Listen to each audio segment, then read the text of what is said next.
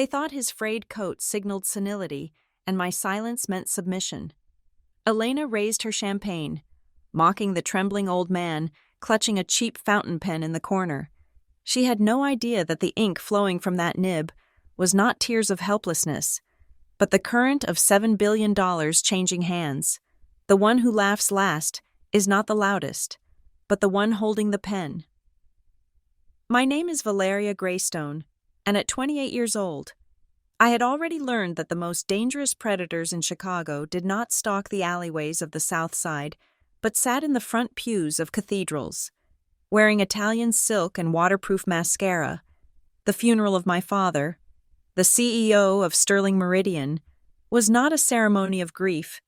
It was a press conference with a coffin.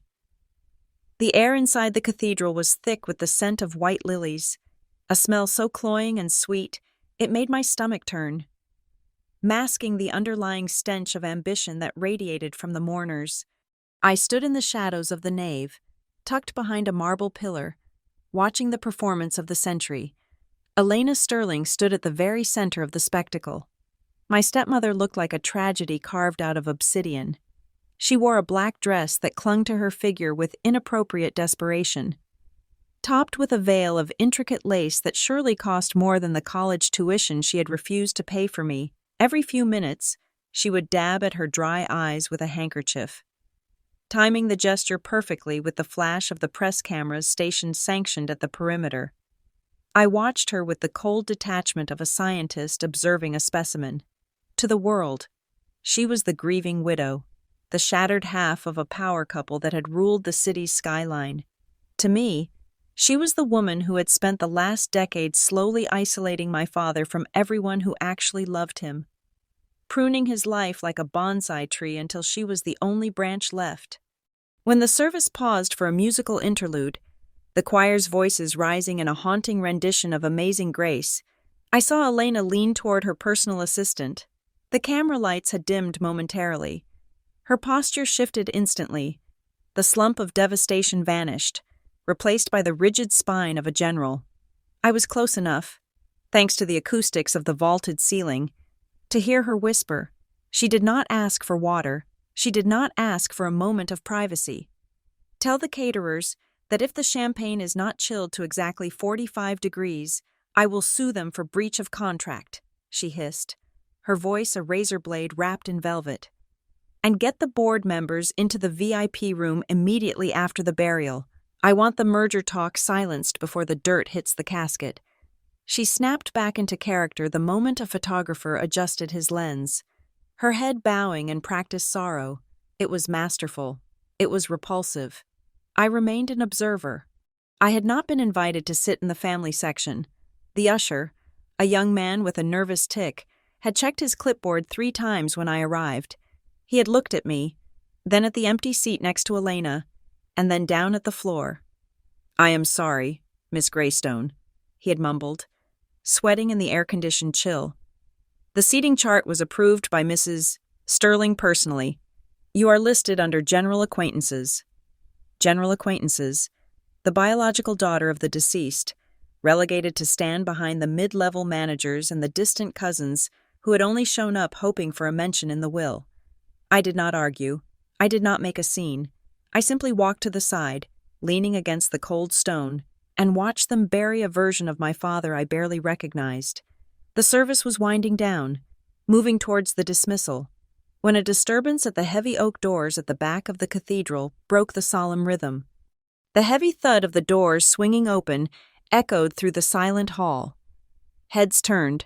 A murmur of irritation rippled through the crowd of elites, annoyed that their carefully orchestrated somberness was being interrupted.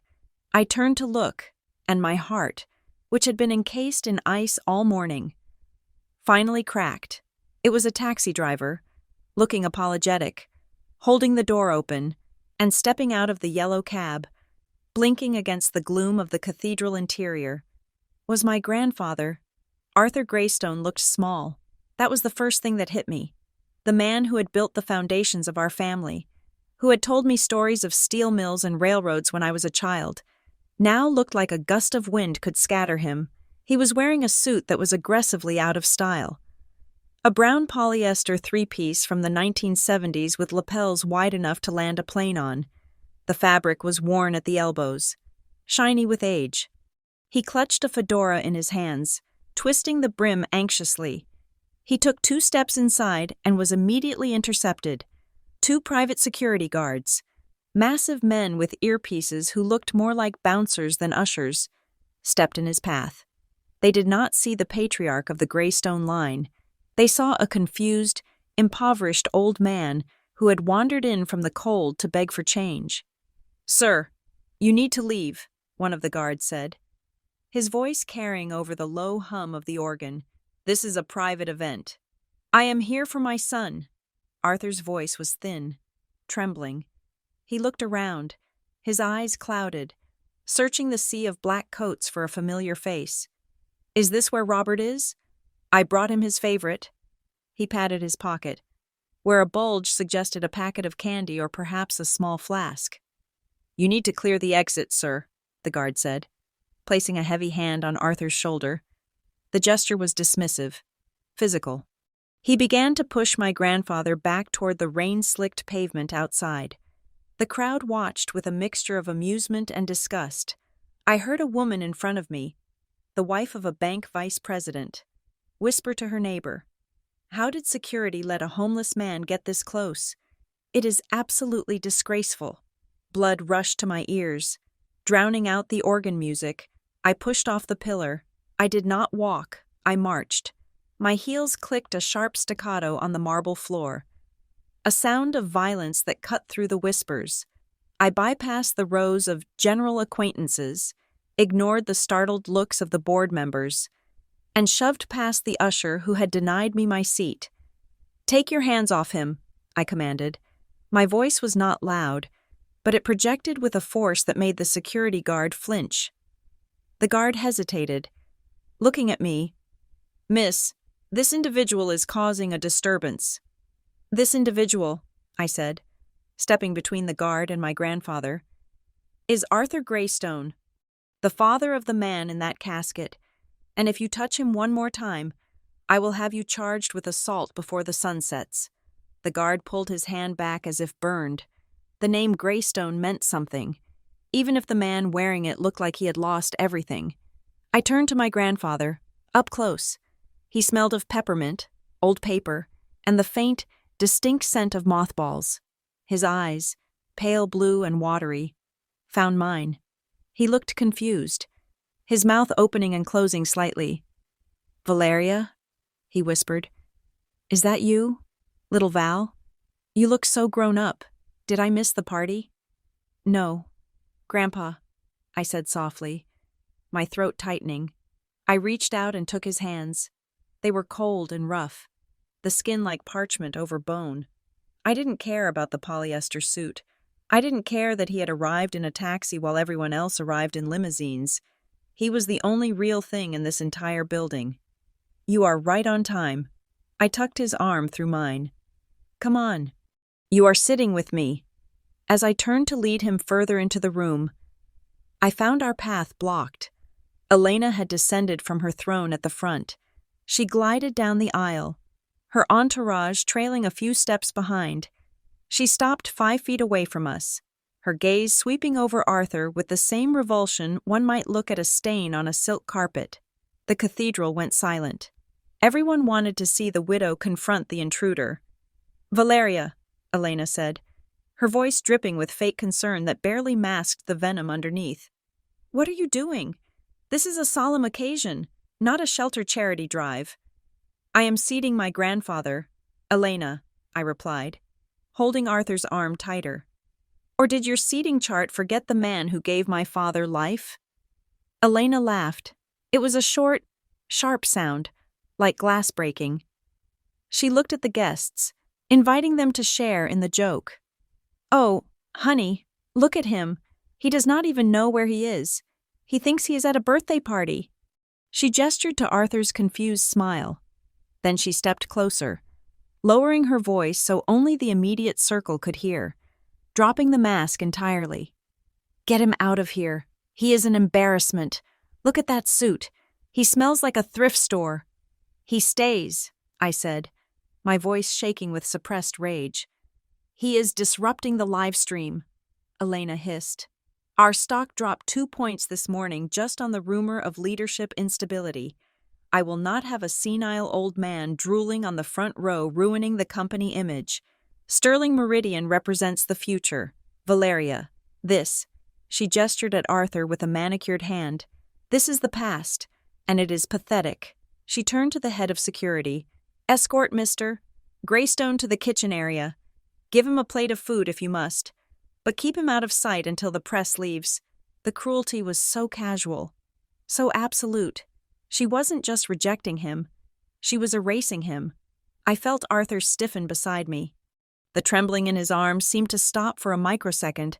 I looked down at him, ready to defend him, ready to scream at the woman who had stolen my father's house and now tried to steal his dignity. But Arthur wasn't looking at Elena. He was looking at me. His face was still arranged in that expression of vacant, benign confusion, his mouth slightly open, his head tilted, but as our eyes locked, his left eyelid lowered in a slow, deliberate wink.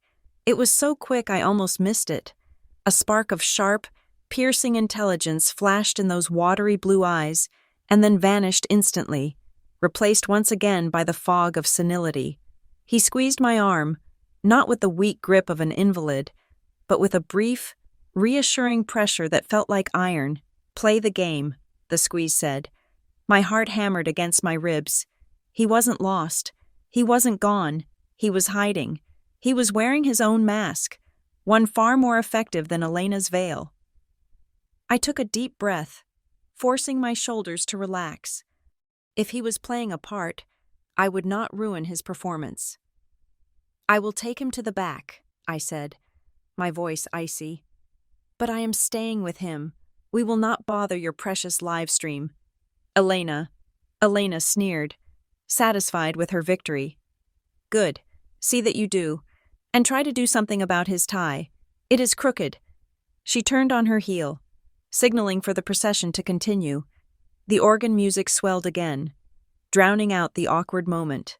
The crowd turned their backs on us, relieved that the unsightly blemish had been removed from their beautiful picture. I led Arthur to a small alcove near the exit, far away from the cameras. I sat him down on a velvet bench. He immediately began fussing with his hat, muttering about the weather in 1982. But as I sat beside him, ignoring the funeral service that continued without us, I felt a strange sense of calm. They thought we were the debris of the family, the leftovers to be swept aside. They were wrong. The service concluded an hour later. The coffin was carried out to the waiting hearse, a sleek black vehicle that looked more like a spaceship than a transport for the dead. As the guests began to file out, checking their phones and discussing lunch reservations, I saw Elena corner the family lawyer near the holy water font. The lawyer, a man with a nervous sweat on his upper lip, clutched a leather briefcase to his chest. Elena did not look like a grieving widow anymore. She looked like a shark smelling blood in the water. "Is everything prepared?" I heard her ask, her voice carrying over the crowd noise. "Mrs. Sterling, perhaps we should wait a few days," the lawyer stamina. "Out of respect for the—" "Respect does not pay the shareholders." Elena cut him off. Her eyes darted toward me and Arthur sitting in the shadows, her lip curling in disdain. "We do it today, now. I want the reading at the manor immediately after the interment. I am not spending another night wondering if I have total control. Accelerate the process." "But the protocol." "Screw the protocol," Elena snapped. "I want that girl and that old man out of my life and off my payroll by dinner time. Do you understand me?" The lawyer nodded rapidly, looking terrified. Elena smoothed her dress, checked her reflection in the glass of the door, and stepped out into the flashing cameras, instantly summoning tears to her eyes as she walked toward the limousines. I stood up, helping Arthur to his feet. He leaned heavily on me, humming a tune that sounded vaguely like a nursery rhyme. "Come on, Grandpa," I whispered. "We have one more show to attend." He looked at me, his eyes wide and innocent. "Are we going to get ice cream, Val?" "Something like that," I said, leading him out into the cold Chicago rain. We are going to get what is ours. The ride from the cemetery to the Greystone estate was a study in suffocating silence. The rain hammered against the roof of the limousine, a relentless drumbeat that matched the pounding in my temples, inside the library where we gathered. The air was so dry and thick with tension that it felt like breathing in dust. This room had always been my father's sanctuary. It was lined with floor-to-ceiling bookshelves filled with first editions he had never read, and leather armchairs that smelled of his cigars. Now, it felt like a courtroom where the verdict had already been decided long before the judge took his seat. Elena sat at the head of the long mahogany table. She had removed her veil, revealing a face that showed no trace of the grief she had performed so exquisitely at the graveside. She poured herself a glass of water from a crystal pitcher, her movements slow and deliberate. I sat on the opposite side, keeping Arthur close to me. My grandfather was humming quietly, folding a napkin into a paper airplane. He seemed oblivious to the sharks circling in the water, but I kept my hand on his knee, a silent signal that I was here. I was not going anywhere. Mr. Henderson, the family attorney, sat between us.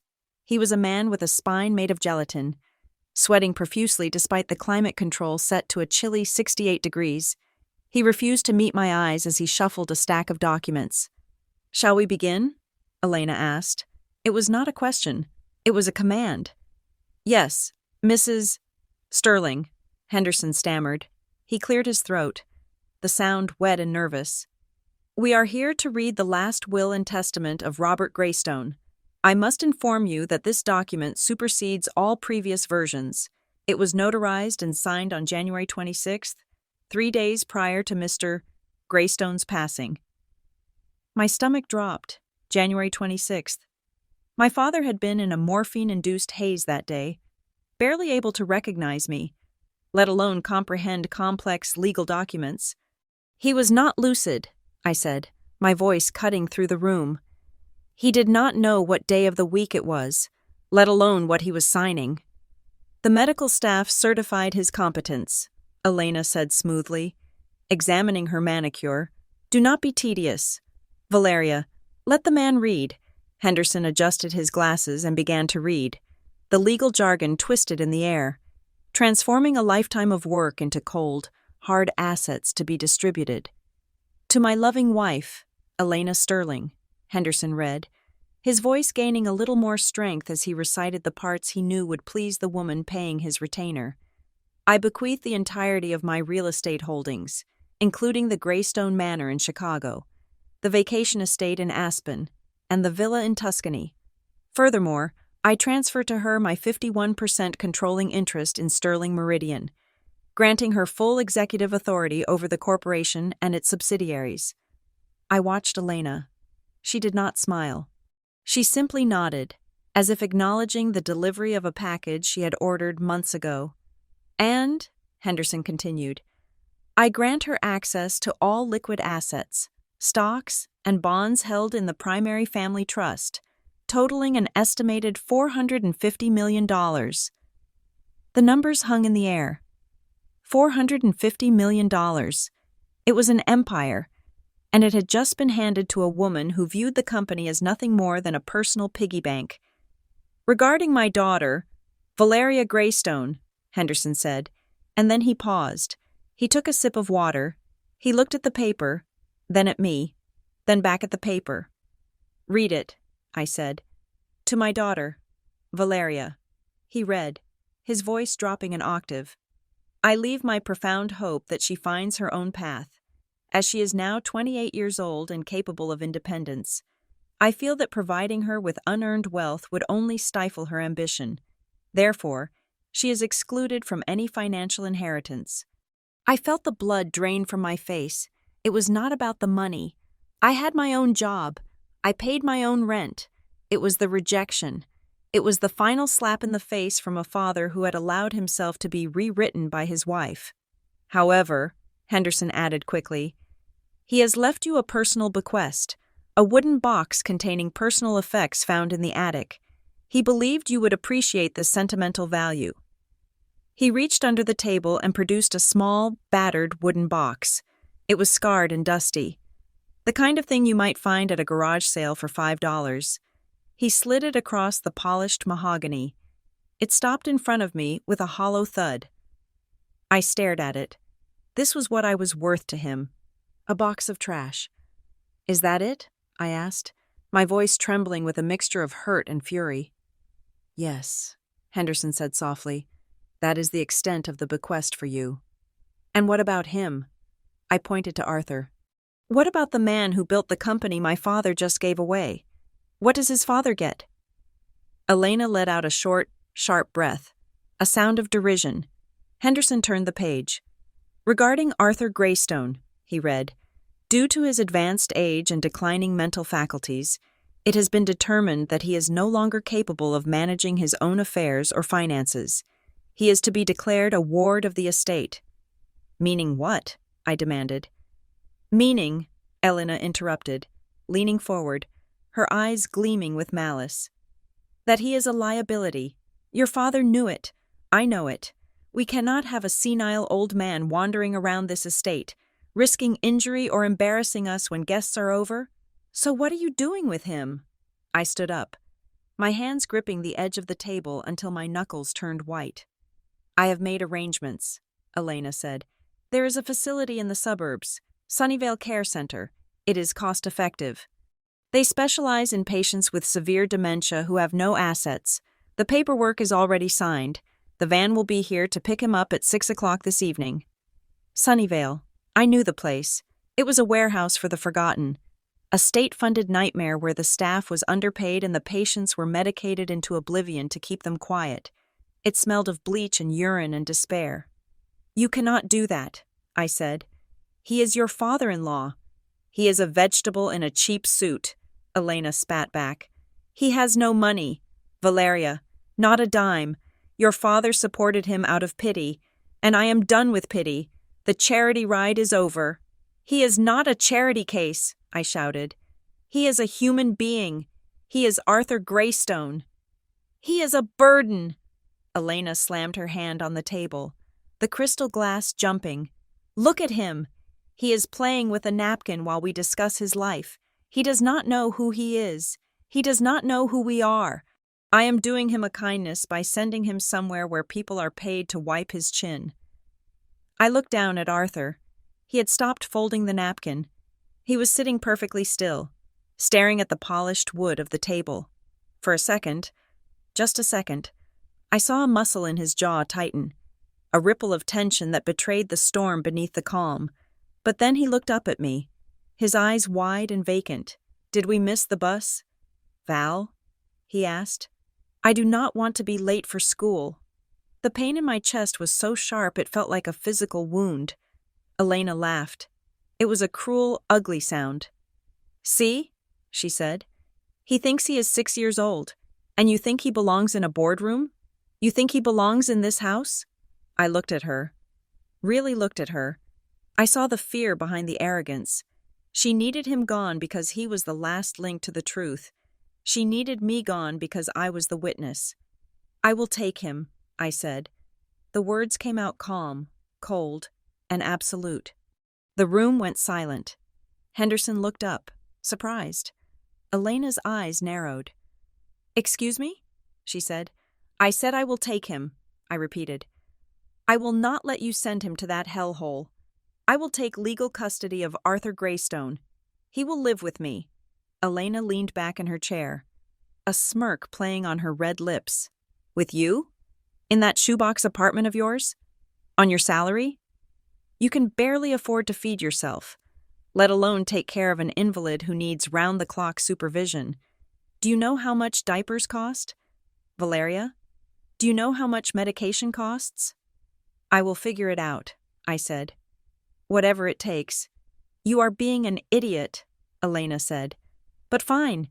If you want to ruin your life to play nursemaid to a corpse, go right ahead. It saves me the cost of the facility." She gestured to Henderson. "Draw up the transfer of guardianship. She wants the old man? She can have him. Total responsibility.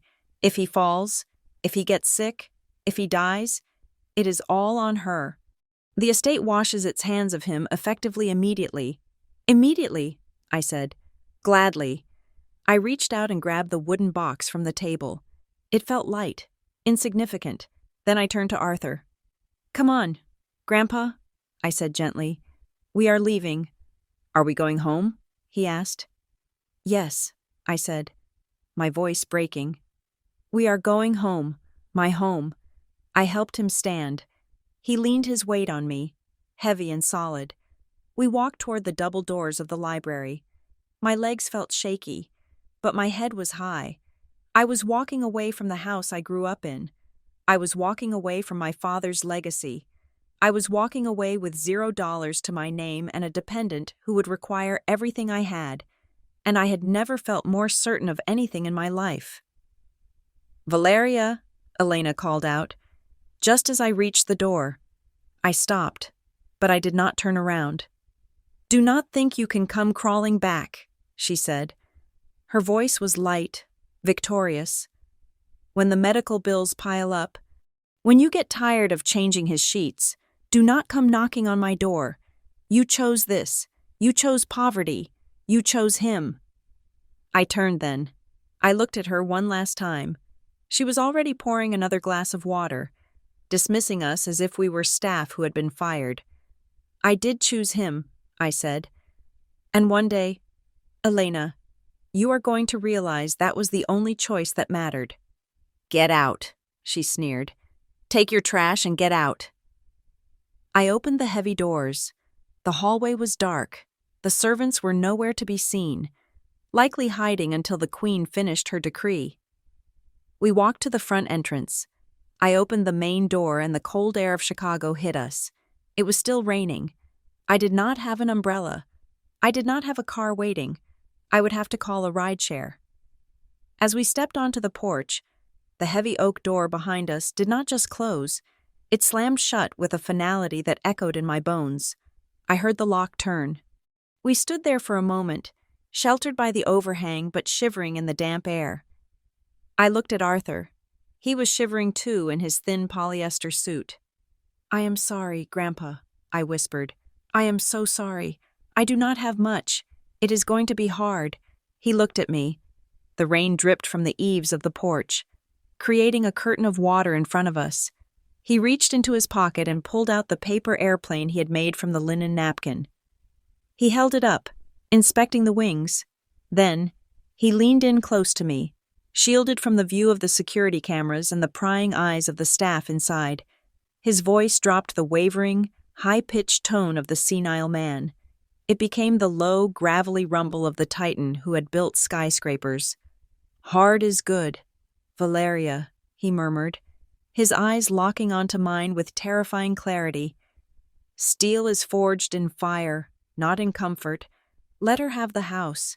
It is just brick and mortar. She thinks she stripped us naked, but she just cut the anchors that were holding us down. He winked again, then tossed the paper airplane into the rain. We watched it spiral down, wet and soggy, landing in a puddle on the driveway. Now, he said, reverting instantly to his confused persona as a gardener walked by. I am very hungry. Do you have any soup? I wrapped my arm around his shoulders, holding him tight against the wind. Yes, I said, hailing a taxi that was splashing through the puddles near the gate. I have soup. Let's go. As the taxi pulled away, I looked back at the mansion one last time. I saw Elena standing in the window of the library, the light behind her casting a long, distorted shadow. She was holding her champagne glass, watching us leave. She thought she had won. She thought she had discarded the refuse of the family. She had no idea she had just handed me the weapon that would destroy her. To the south side, I told the driver. You got it, lady, he said. We drove into the gray evening, leaving the world of billions behind for a one-bedroom apartment with a leaky faucet. And for the first time since my father died, I didn't feel like crying. I felt like fighting. Our new kingdom was 700 square feet of peeling beige paint and a radiator that hissed like an angry cat at 3 a.m. It was a far cry from the Greystone Manor with its heated marble floors and staff of 12. But strange as it sounds, It felt more like a home than that mausoleum ever had. I slept on a pull-out couch in the living room that had a permanent dip in the middle. While Arthur took the single bedroom, it was a necessary arrangement. At 84 years old, or at least the version of 84 he was presenting to the world, he needed the stability of a real bed. Life settled into a rhythm that was exhausting but oddly comforting. My mornings began at 5 o'clock. I would wake up, boil water for oatmeal, the cheap kind that came in bulk bags, and set out Arthur's medication. I helped him shave, guiding the razor over his weathered skin, wiping away the foam with a warm towel. There was no mockery in this, no resentment. I found a profound peace in the simplicity of caring for him. For years, I had chased my father's approval through boardrooms and spreadsheets. Now, the simple act of buttoning my grandfather's flannel shirt felt more significant than any quarterly report I had ever filed. He played his part well. Most days, he sat in the oversized armchair we had salvaged from a thrift store, watching cartoons or staring out the window at the brick wall of the adjacent building. He would ask me where the butler was, or why the soup was not served in the silver tureen. I would gently remind him that we were on an adventure, a secret mission where we had to live like normal people. He seemed to like that explanation. It made his eyes twinkle. I had managed to secure a position at Ether Systems, a boutique tech firm operating out of a converted warehouse in the West Loop. They were small, scrappy, and perpetually on the verge of bankruptcy, which made them the only company in Chicago willing to hire me. Elena had not been content with simply disinheriting me. She wanted me obliterated. It started with whispers in the industry newsletters, blind items about a disgraced heiress who had been cut off for drug use or embezzlement. Then came the orchestrated leaks to the tabloids. A photo of me looking disheveled at the grocery store, taken on a day I had the flu, appeared with the headline, "Greystone Princess, from penthouse to Skid Row." I was toxic. Headhunters blocked my number. Former colleagues I had mentored crossed the street to avoid me. The CEO of Ether, a brilliant but paranoid woman named Sarah, had hired me only because she despised the sterling monopoly. But even at Ether, I was kept in the back, working on data entry and basic coding, far away from client meetings. They couldn't risk the sterling wrath. One Tuesday evening, I came home with a migraine that felt like a railroad spike being driven through my temple. I dropped my bag on the floor and found Arthur at the kitchen table. He was surrounded by a pile of comic books I had bought him from the dollar bin. Spider-Man. Archie, heavy on the colorful pictures.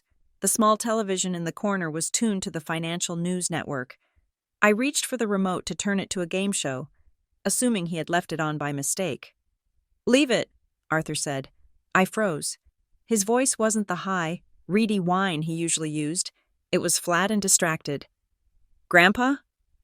He didn't look up from his comic book. He was staring at a panel where Spider-Man was fighting the Green Goblin. "The graphical interface on the screen," he muttered, pointing a crooked finger at the TV without looking at it. "Look at the ticker. Meridian stock is rallying on the news of the acquisition of the Cobalt Group." I looked at the screen.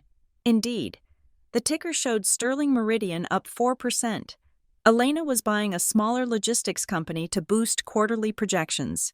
"It is a trap," Arthur said, turning a page of his comic. "Cobalt has $300 million in hidden debt wrapped in shell derivatives. They are cooking the books. If Elena buys them, she is buying an anchor, not a sale." I stared at him. "How do you know that?" He looked up, and the fog descended over his eyes instantly. He blinked, looking confused. "Know what? I was just saying that the Green Goblin is very naughty. He throws pumpkins. Why does he throw pumpkins? Val? Is it Halloween?" My heart hammered in my chest. "Grandpa, you just said—" "I want grilled cheese," he interrupted, banging his hand on the table like a petulant child. "With the crusts cut off, the way Robert used to like it." I made him the sandwich, my mind racing. It was not the first time. Last week, he had muttered the exact bond yield rates for the 10-year Treasury note while buttering his toast. Another time, he had corrected a news anchor on the GDP growth of Vietnam before asking me if I had seen his lost puppy. He was leaking. The brilliant mind inside the decaying shell was pushing against the act. That night, the rain lashed against the single window of the living room. Arthur was asleep, his rhythmic snoring filling the small apartment. I couldn't sleep. The injustice of it all was a physical weight on my chest. I sat on the floor, surrounded by the shadows of our poverty. In the corner, serving as a makeshift side table, was the wooden box. The inheritance. I had not opened it since the day of the will reading. I had been too angry, too hurt. It felt like a coffin for my relationship with my father. But tonight, the curiosity outweighed the pain. I pulled the box onto my lap. It was heavy, made of dark oak, the varnish scratched and worn. I unlatched the rusty brass hook and lifted the lid. The smell of cedar and old dust wafted up. The top layer was exactly what Henderson the lawyer had described. Junk. There was a tin soldier with a missing leg, a spinning top painted with chipped red stripes, a collection of marbles in a velvet pouch. These were things from my father's childhood. Perhaps, or maybe just random detritus he had saved. I picked up the tin soldier. It felt cold and mocking. I began to sift through the items, tears pricking my eyes. This was it? This was my legacy? A handful of toys from a man who hadn't known how to play? My fingers brushed against the bottom of the box. It felt loose. I frowned. I pressed down on one corner of the velvet lining. It shifted.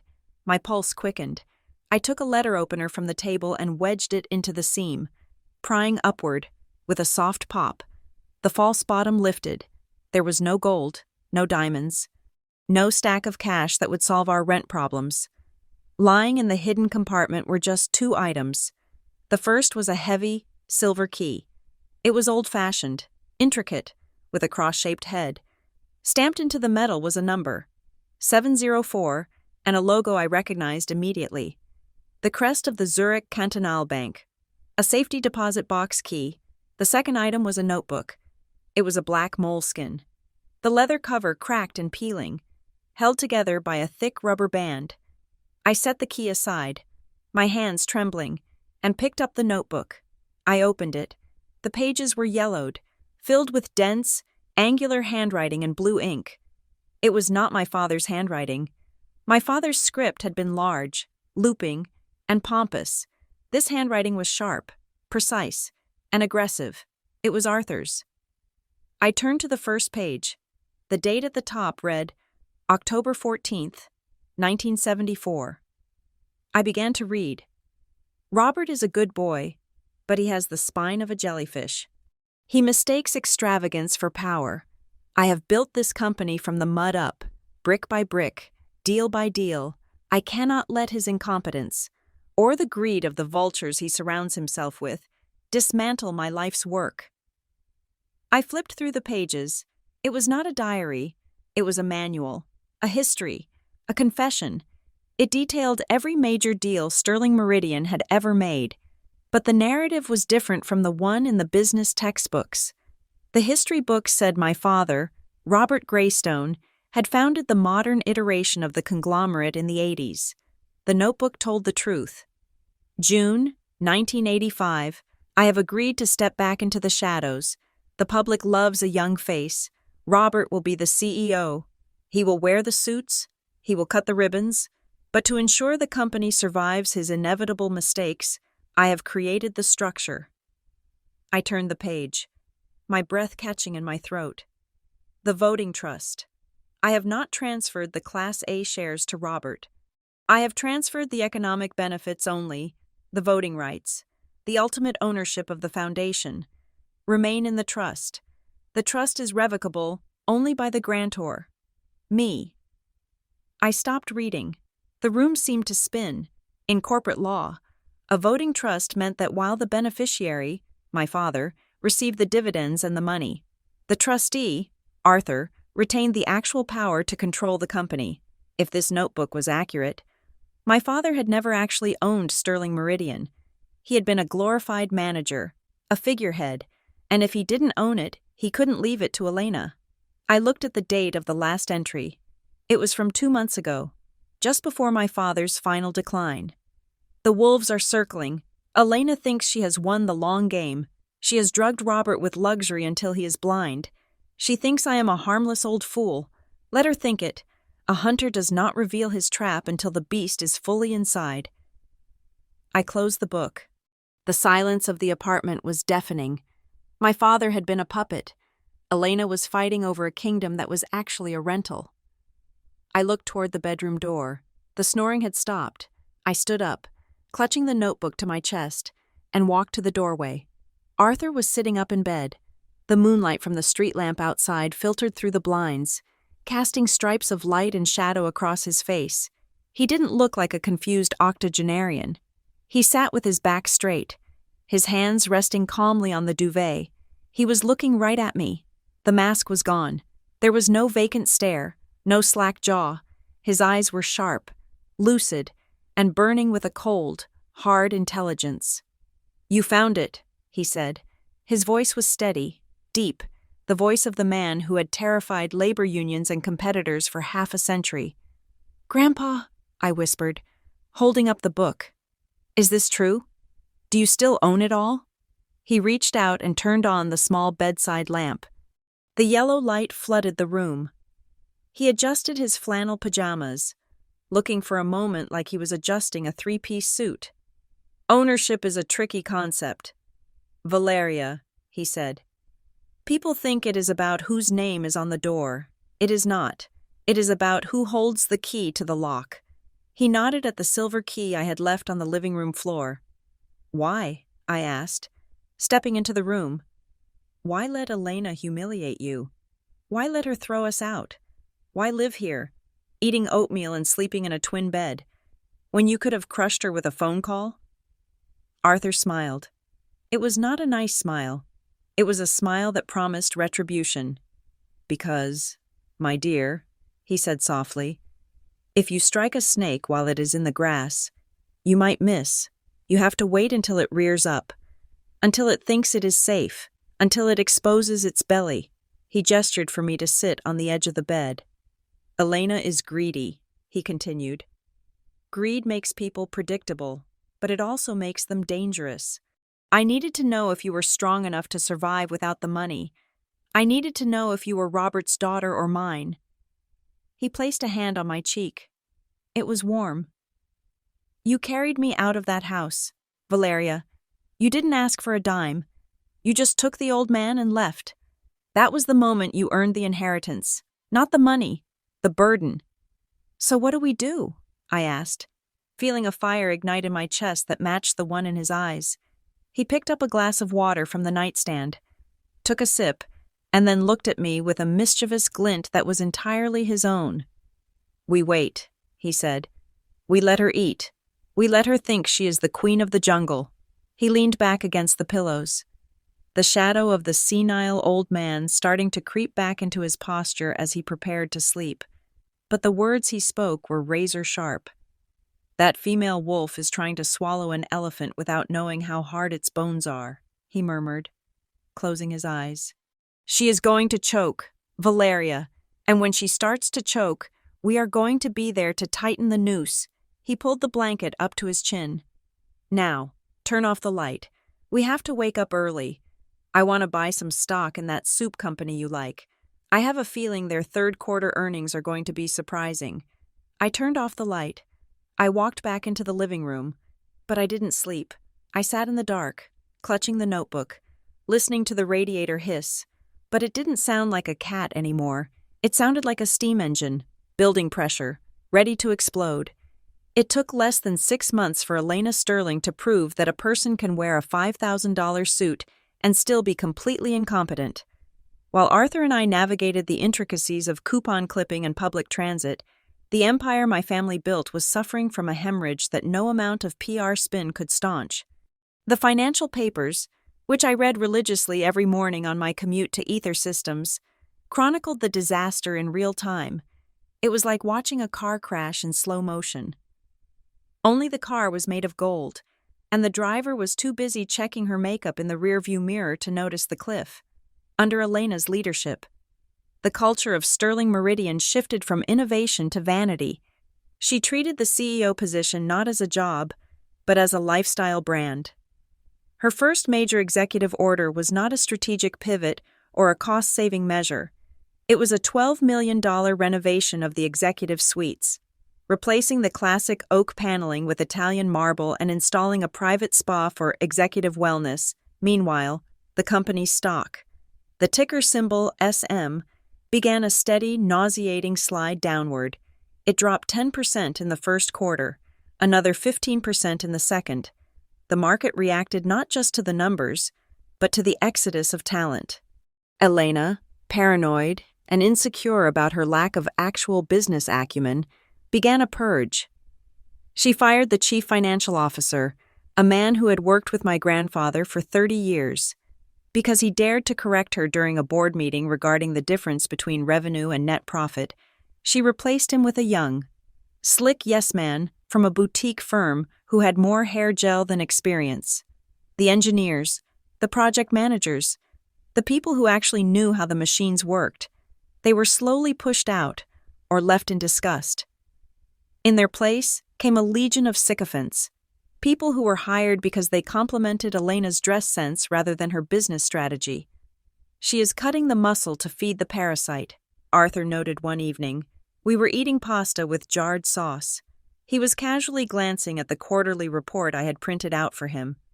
"Look at this, Valeria. She has slashed the research and development budget by 40%. 40%! In a tech conglomerate. That is not trimming fat. That is an amputation." While the old empire crumbled, I was busy building a new foundation. At Ether Systems, I was no longer the silent observer I had been at my father's funeral. I was a force. My official title was senior analyst, but in reality, I was becoming the company's secret weapon. And my secret weapon was the old man sitting in my living room wearing mismatched socks. The dynamic was thrilling. I would bring home complex problems, a supply chain bottleneck in Southeast Asia, a pricing dispute with a chip manufacturer, and present them to Arthur over dinner. He would listen, chewing slowly, his eyes seemingly focused on a spot on the wall. Then, he would drop a sentence, a single nugget of wisdom wrapped in a metaphor. That solved everything.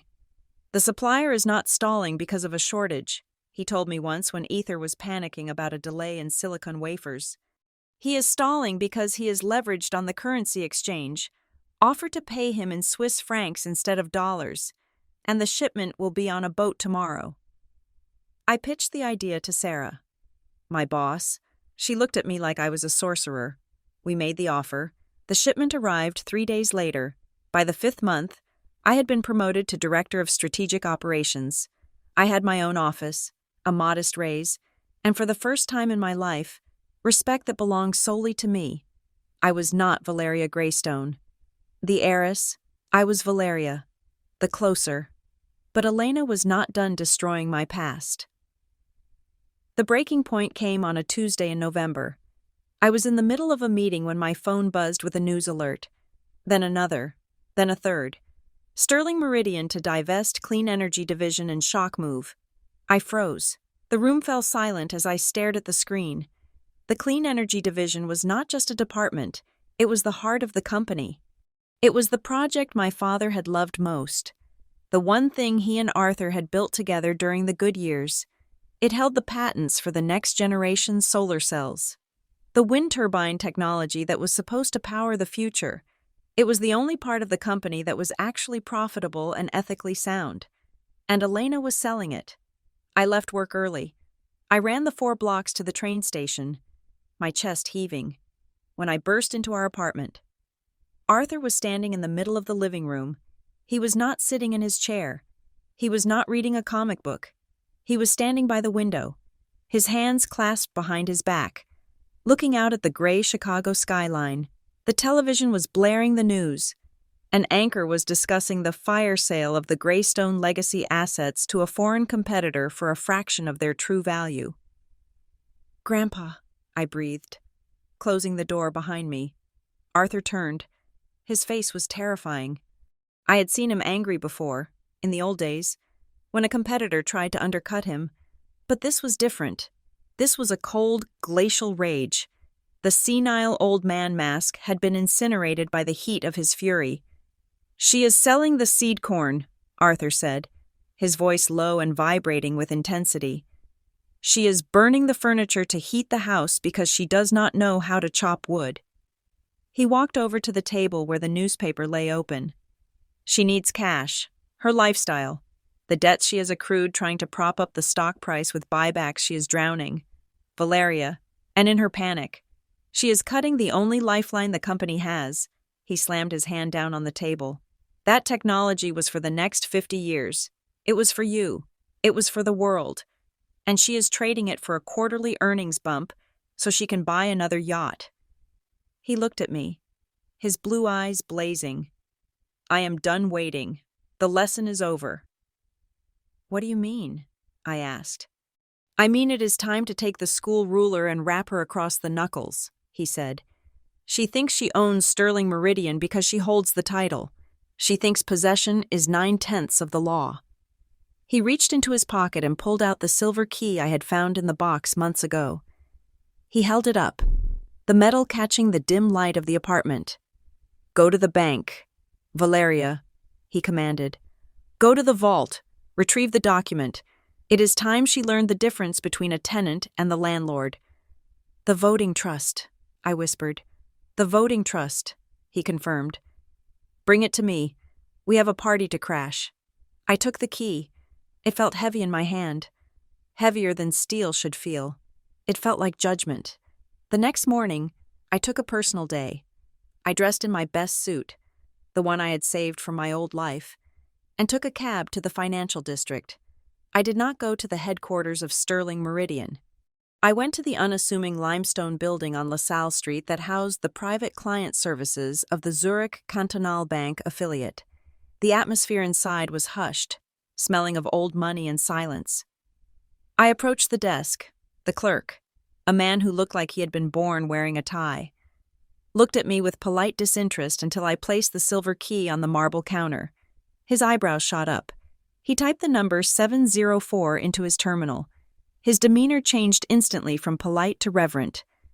"Miss Greystone," he said, his voice dropping to a whisper, "we have been expecting this key to resurface for a long time. Please, follow me." He led me down a spiral staircase into the bowels of the building. The air grew cooler. We passed through a steel gate that required a thumbprint and a retinal scan. Finally, we stood before a wall of safety deposit boxes. The clerk inserted his master key into box 704. I inserted the silver key. They turned in unison. The lock clicked. A sound like a gunshot in the silent room.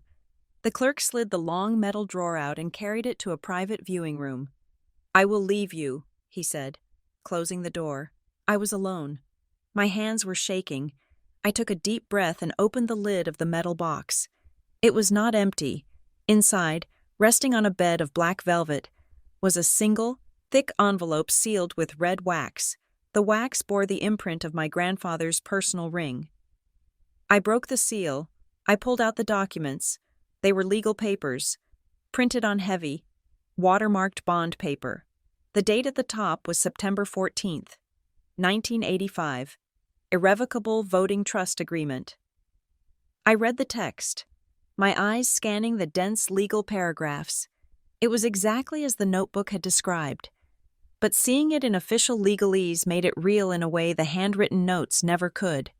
Hereby transfers all voting rights, inclusive of board appointments, veto power on asset liquidation, and executive removal, to the trustee, Arthur Greystone. This trust shall remain in effect until the death of the trustee. Any attempt by the beneficiary, Robert Greystone, to transfer, sell, or dilute the controlling interest without the express written consent of the trustee shall be null and void. And then, the kicker, the clause that would bury Elena. In the event of the beneficiary's incapacitation or death, all economic benefits may be transferred to his heirs, but the voting rights shall revert fully and immediately to the direct control of the trustee or his appointed successor. I stared at the paper. My father had left Elena the money. He had left her the dividends. He had left her the right to cash the checks, but he had not left her the power. He couldn't have. He never had it. Elena had been playing CEO of a company she didn't control. Every board meeting she had chaired, every executive order she had signed, every asset she had sold, it was all technically unauthorized.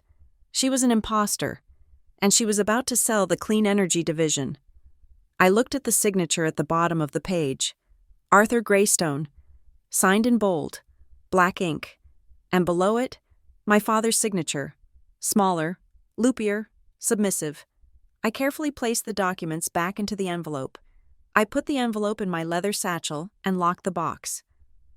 When I walked out of the bank, the wind on LaSalle Street was biting, cutting through my coat, but I didn't feel the cold. I felt a surge of adrenaline that made my fingertips tingle. I had the weapon. I pulled out my phone and dialed Arthur. He picked up on the first ring. "Did you get it?" he asked. No pleasantries. "I have it," I said. "It is bulletproof." "Good," he said. "Now, listen to me carefully. Elena is hosting a gala on Friday night. It is her desperate attempt to court investors for the new acquisition and to finalize the sale of the clean energy unit. She wants to show the world that Sterling Meridian is still golden." "A gala?" I asked. "Where?" "At the Drake Hotel, the Gold Coast room. It will be the social event of the season. Everyone will be there. The bankers, the press, the board." "She will never let us in," I said. "Oh, she will." Arthur chuckled, a sound that was dark and delightful. "Because you are going to RSVP, not as Valeria Greystone, the poor disinherited daughter. Then who am I?" "You," Arthur said, "are the representative of Aegis Prime, the private equity fund that has been quietly buying up her debt for the last 3 months." I stopped walking. "Aegis Prime? That is you?" "I told you. I saved a few pennies over the years," he said. "We are going to that party, Valeria, and we are not going to eat the hors d'oeuvres. We are going to serve the main course." "And what is the main course?" I asked, hailing a taxi. "Justice," Arthur said. "Served cold." The following weeks were a masterclass in corporate guerrilla warfare. Our small, drafty apartment transformed into the command center of a shadow operation. The kitchen table, once reserved for cheap oatmeal and comic books, was now buried under stacks of legal briefs, corporate charters, and flowcharts that mapped out the intricate financial circulatory system of Sterling Meridian. We were not attacking Elena with brute force. We were attacking her with her own vice greed. "We need a ghost," Arthur said one evening, tapping his pen against a fresh notepad. "Elena is desperate. She is bleeding cash to maintain the illusion of prosperity. She needs a savior, someone with deep pockets and shallow questions.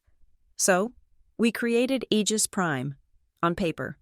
Aegis Prime was a private equity firm registered in the Cayman Islands, specializing in distressed assets and high-risk acquisitions.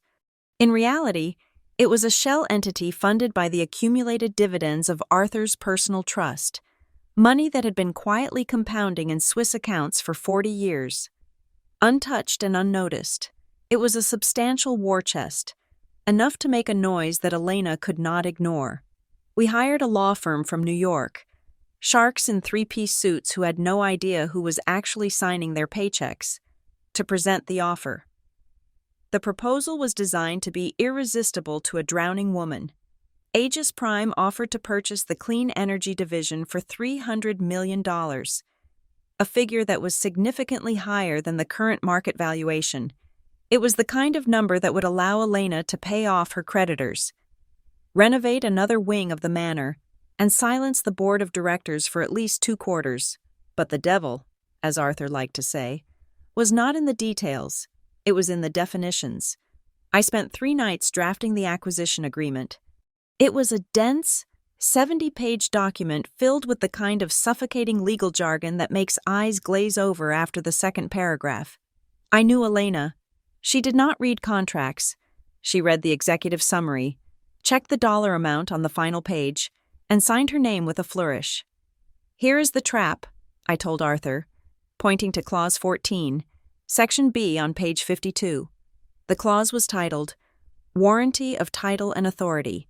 It stated, in convoluted language, that the seller, Elena Sterling, guaranteed under penalty of immediate asset forfeiture that she possessed unencumbered, absolute, and revocable voting control over the assets being sold, free of any prior trusts, liens, or custodial agreements. If she signs this, I explained, my finger tracing the line, she is legally asserting that the voting trust does not exist, since we have the trust document proving it does exist. Her signature constitutes securities fraud and a material breach of contract. And the penalty for the breach? Arthur asked, his eyes gleaming. Immediate transfer of collateral to the buyer to cover liquidated damages, I said. And the collateral listed in the agreement is the controlling stake of Sterling Meridian itself. Arthur smiled. She signs the paper to get the cash, and in doing so, she hands us the handcuffs to arrest her. We sent the proposal. The response came less than 24 hours later. Elena was interested. Of course she was. She was starving, and we had just rung the dinner bell. The negotiations were swift. Our lawyers, instructed to be aggressive but ultimately yielding, played their parts perfectly. They pushed for the high price but insisted on standard boilerplate protections regarding ownership verification. Elena's legal team, likely consisting of the sycophants she hadn't fired yet, barely skimmed the ownership clauses. They were too focused on the money. Then came the invitation. It arrived by courier on a Tuesday afternoon. The envelope was heavy, cream-colored cardstock with gold leaf lettering, the Sterling Meridian Winter Gala, celebrating a new era of prosperity, hosted by Elena Sterling, chairwoman and CEO. I opened it. Inside, there was a single ticket. It was not a VIP pass. It was not a table assignment near the front. It was a general admission ticket, the kind given to junior associates and press interns who were expected to stand at the back near the kitchen doors. Attached was a handwritten note on Elena's personal stationery. The script was sharp and spiky. Valeria, I thought you might appreciate a warm meal. Do try to dress appropriately. We wouldn't want you to be mistaken for the waitstaff, though that is likely your current tax bracket. Elena. I threw the card on the table. She wants me there to watch her victory lap. She is going to announce the sale of the clean energy division on stage. She wants me to see her dismantle my father's legacy. Arthur picked up the invitation. He studied it as if it were a military map. She invites the mouse to the party because she thinks she is the cat, he mused. She does not realize she has invited the exterminator. I am not going, I said, pacing the small room. I cannot stand there and watch her gloat. I cannot watch her sign that deal in front of everyone. You are going, Arthur said firmly. And so am I. I stopped pacing. You? Grandpa, you cannot go. Everyone thinks you are in a nursing home. If I show up, she will panic, he interrupted. But she will not kick me out, not in front of the cameras, not when she is trying to project the image of a benevolent matriarch. She will seat me in the corner and ignore me, just like she did at the funeral. He stood up, and for a moment, the small apartment felt too small for his presence. Besides, he added, a wicked grin spreading across his face, I need to be there for the signing ceremony. A contract is not valid without a witness. Is it? It is dangerous, I warned. If she realizes who Aegis Prime is. She won't, Arthur said. She sees what she wants to see. She sees money. She sees victory. She is blinded by the spotlight she built for herself. He walked to the closet and pulled out a garment bag that had been hanging in the back, hidden behind his old flannel shirts. I had this sent over from storage, he said. It smells a bit like cedar, but it will do. He unzipped the bag. Inside was a tuxedo. It was midnight blue, tailored to perfection, with a silk lapel that caught the light. It was the armor of a tycoon. Get ready, Valeria, he said. Tonight, we do not dress for a funeral. We dress for a coronation. I looked at him, and then I looked at the invitation. The fear that had been gnawing at my stomach evaporated, replaced by a cold, hard resolve. I went to my room. I didn't have a closet full of designer gowns anymore. I had sold most of them to pay the deposit on the apartment, but I had kept one. It was a dress I had bought 3 years ago for a premiere that never happened.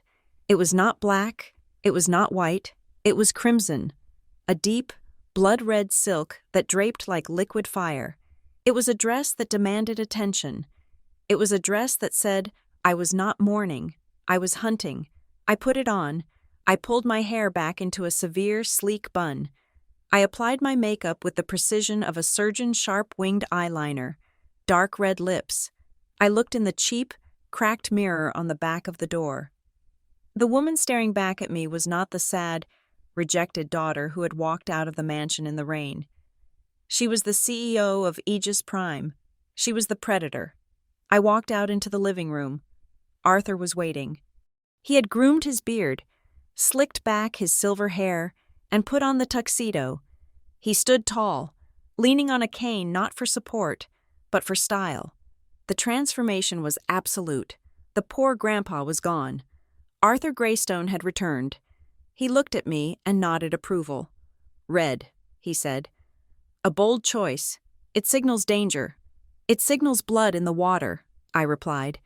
Do you have the documents? He asked. I patted the clutch purse under my arm. Inside was the flash drive containing the evidence of Elena's embezzlement, which I had dug up using my access at Ether Systems, and the physical copy of the voting trust agreement. I have everything, I said. Then let us go, Arthur said, opening the door. Our carriage awaits. Our carriage was a luxury sedan I had hired for the night. Blowing 2 weeks of my salary, we couldn't arrive in a taxi this time. Appearance was everything. As we drove toward the Drake Hotel, the city lights blurring past us in streaks of gold and neon, I felt a strange calm settle over me. It was the calm of the poker player who has looked at their cards and realized they hold a royal flush. Elena was waiting for a check. She was waiting for a savior. She was waiting for applause. She had no idea that she was hosting her own execution. Are you nervous? Arthur asked, as the hotel came into view. No, I said. I am impatient. He chuckled. That is my girl. Remember, Valeria, when you walk into that room, you do not look at the floor. You do not look at her. You look at the horizon.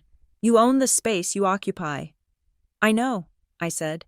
The car pulled up to the curb. The valet opened the door. Flashbulbs erupted like lightning. I stepped out, the red dress flowing around me like a banner of war.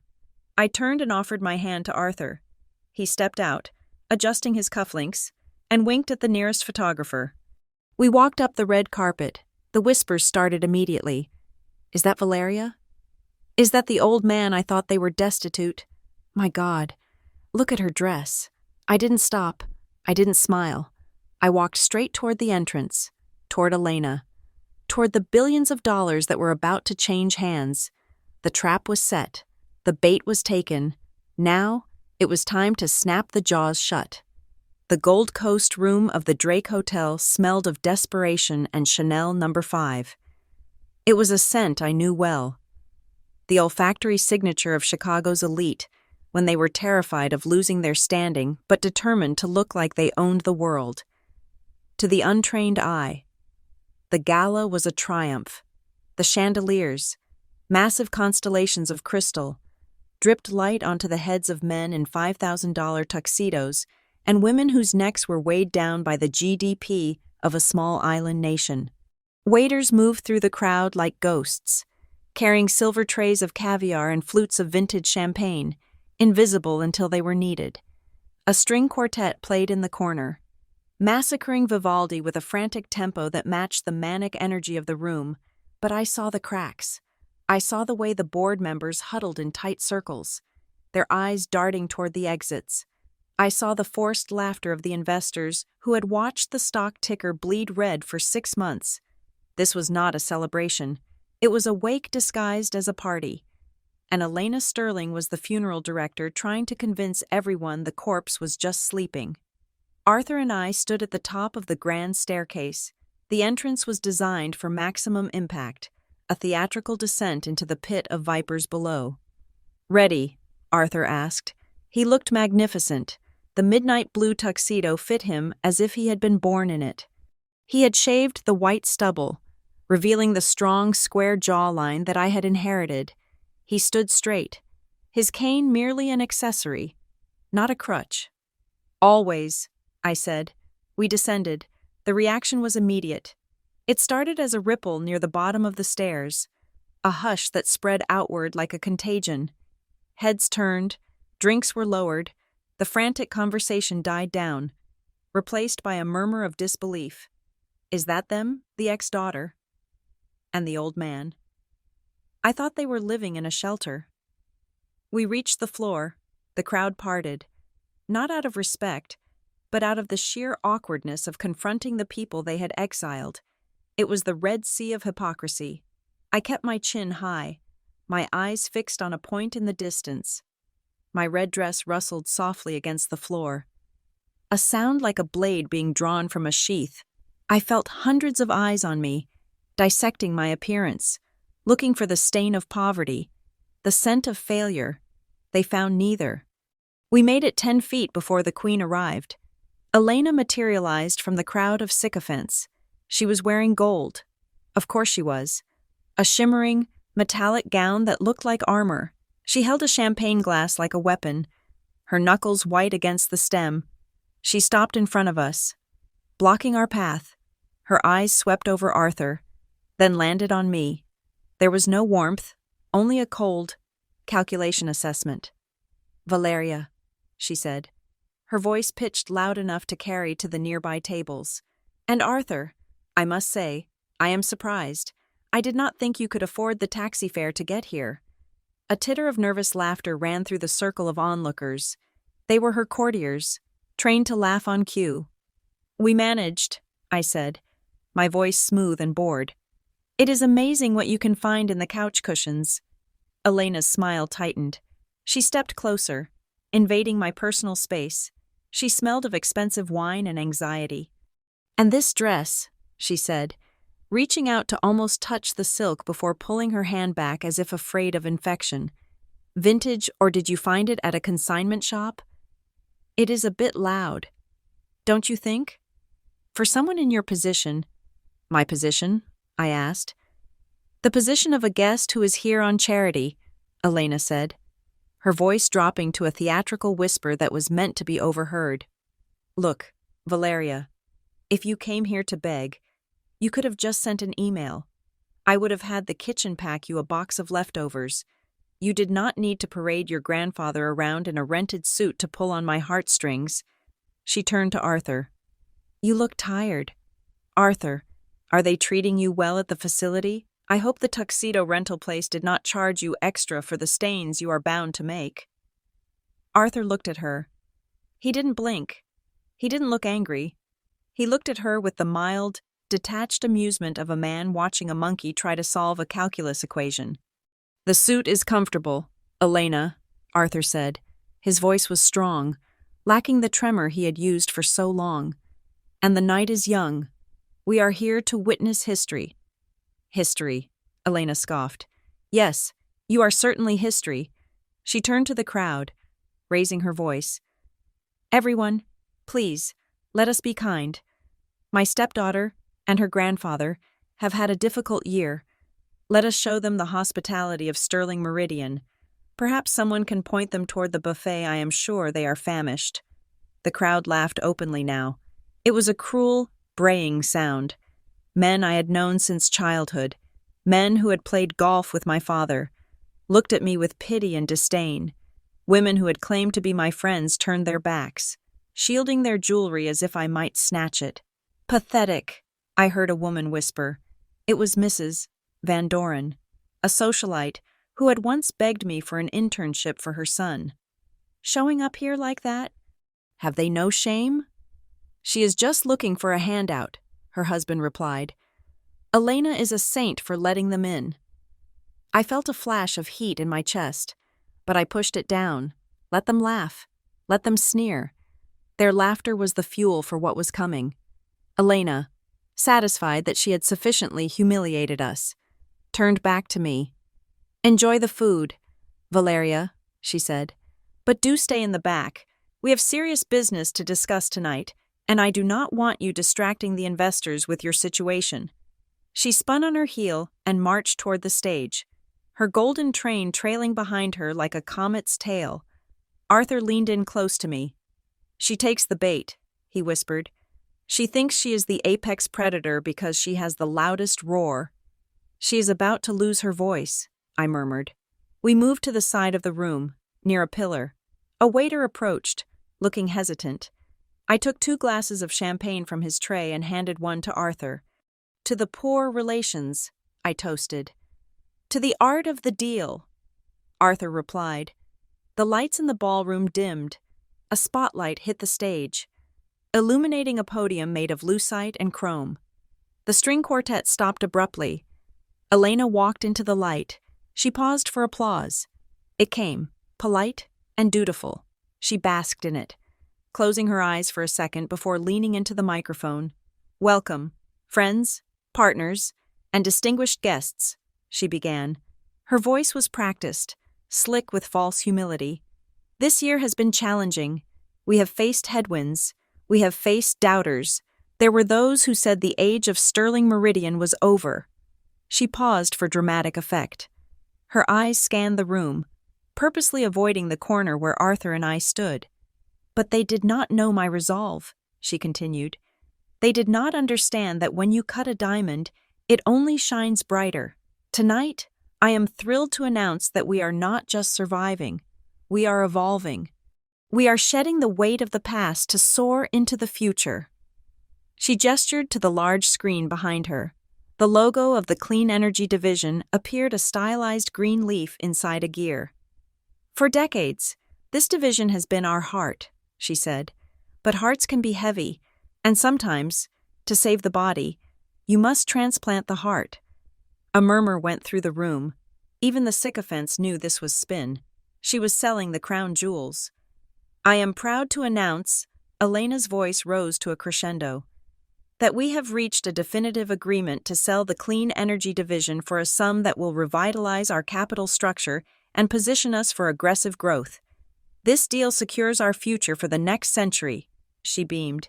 "And tonight, we have the honor of welcoming our new partners, a visionary firm that understands the true value of what we have built. Ladies and gentlemen, please welcome the representative of Aegis Prime." She extended her hand toward the side of the stage, gesturing to the empty stairs where the mystery buyer was supposed to ascend. The spotlight swung to the stairs. Nothing happened. The music swelled a triumphant fanfare pre-recorded for this moment, but no one appeared. Elena kept her hand extended, her smile frozen in place. "Aegis Prime," she repeated, a little louder, a hint of strain in her voice. "Please, come join me." The stairs remained empty. The music faded into an awkward silence. The crowd began to shift. Whispers started again. "Where are they? Is this a joke? Did the deal fall through?" Elena's smile began to twitch. She looked toward the wings of the stage, her eyes wide with panic. She signaled frantically to her assistant, who was shrugging helplessly in the shadows. "It seems," Elena laughed nervously, "that our partners are a little camera shy, or perhaps they are just making a dramatic entrance." The silence stretched. It became heavy, oppressive. You could hear the hum of the air conditioning. You could hear the clink of a fork dropping on a plate. Arthur nudged my elbow. "Now," I took a sip of my champagne. I set the glass down on a passing waiter's tray. I stepped away from the pillar. The sound of my heels on the parquet floor was singular and sharp. Click, click, click. I walked out of the shadows and into the center aisle that led to the stage. Heads turned. The crowd parted again. But this time, there was no mockery. There was confusion. I didn't rush. I walked with the languid, terrifying grace of a tiger that knows the cage door is open. I looked straight at Elena. She saw me. Her confusion turned to annoyance, then to shock. "Valeria," she said into the microphone. The amplification caught the tremble in her voice. "What are you doing?" I didn't answer. I just kept walking. "Valeria, sit down," she hissed. "You are embarrassing yourself." I reached the base of the stage stairs. I looked up at her. She looked like a statue of gold that was beginning to melt. "Security!" Elena shouted, her composure cracking completely. "Get her out of here. She is drunk. She is ruining the presentation." Two security guards started to move from the perimeter. Looking uncertain, I put one foot on the first step. "I am not drunk."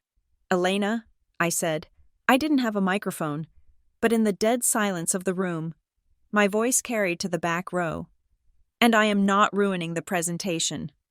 "Get off my stage!" she screamed, pointing a shaking finger at me. "You have no business here. You are a nobody." I climbed the second step, then the third. I reached the podium. I stood next to her. The height difference was negligible, but in that moment, I towered over her. I reached out and took the microphone from her hand. She was too stunned to resist.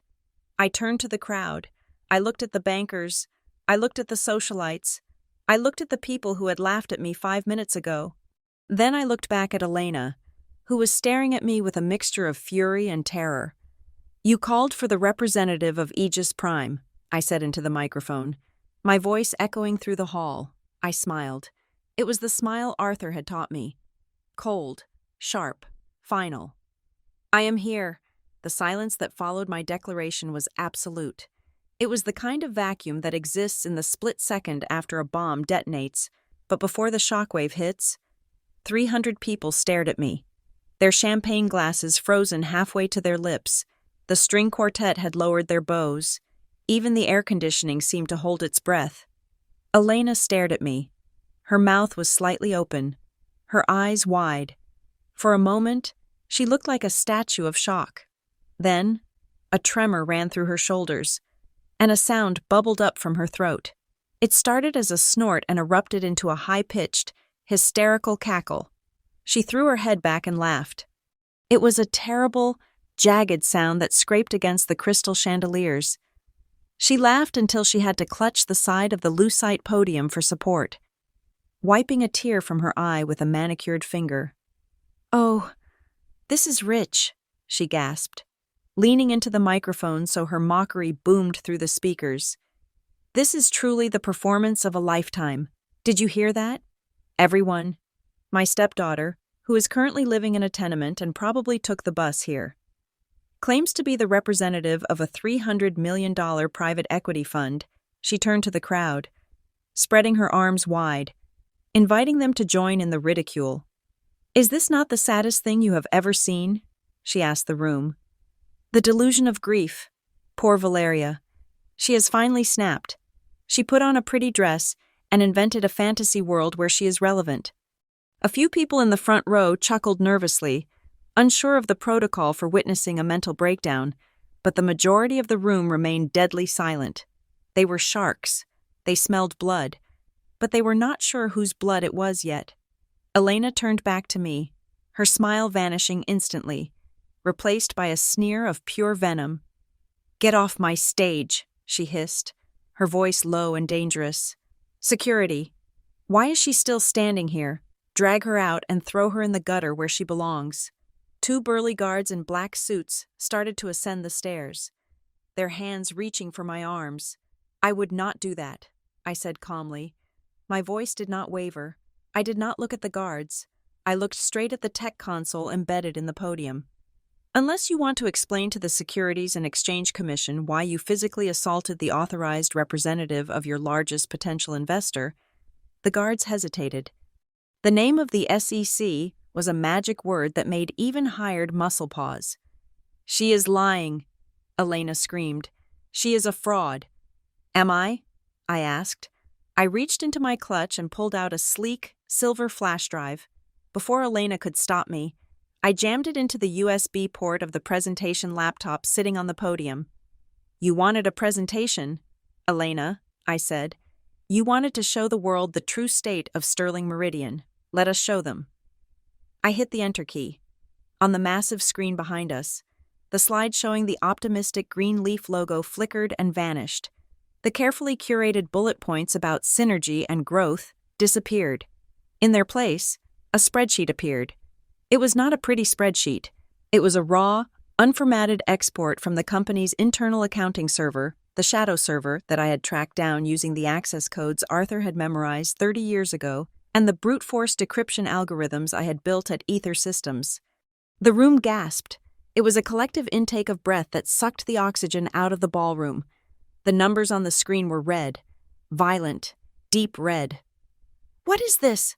Elena shrieked, clawing at the laptop, trying to find the escape key.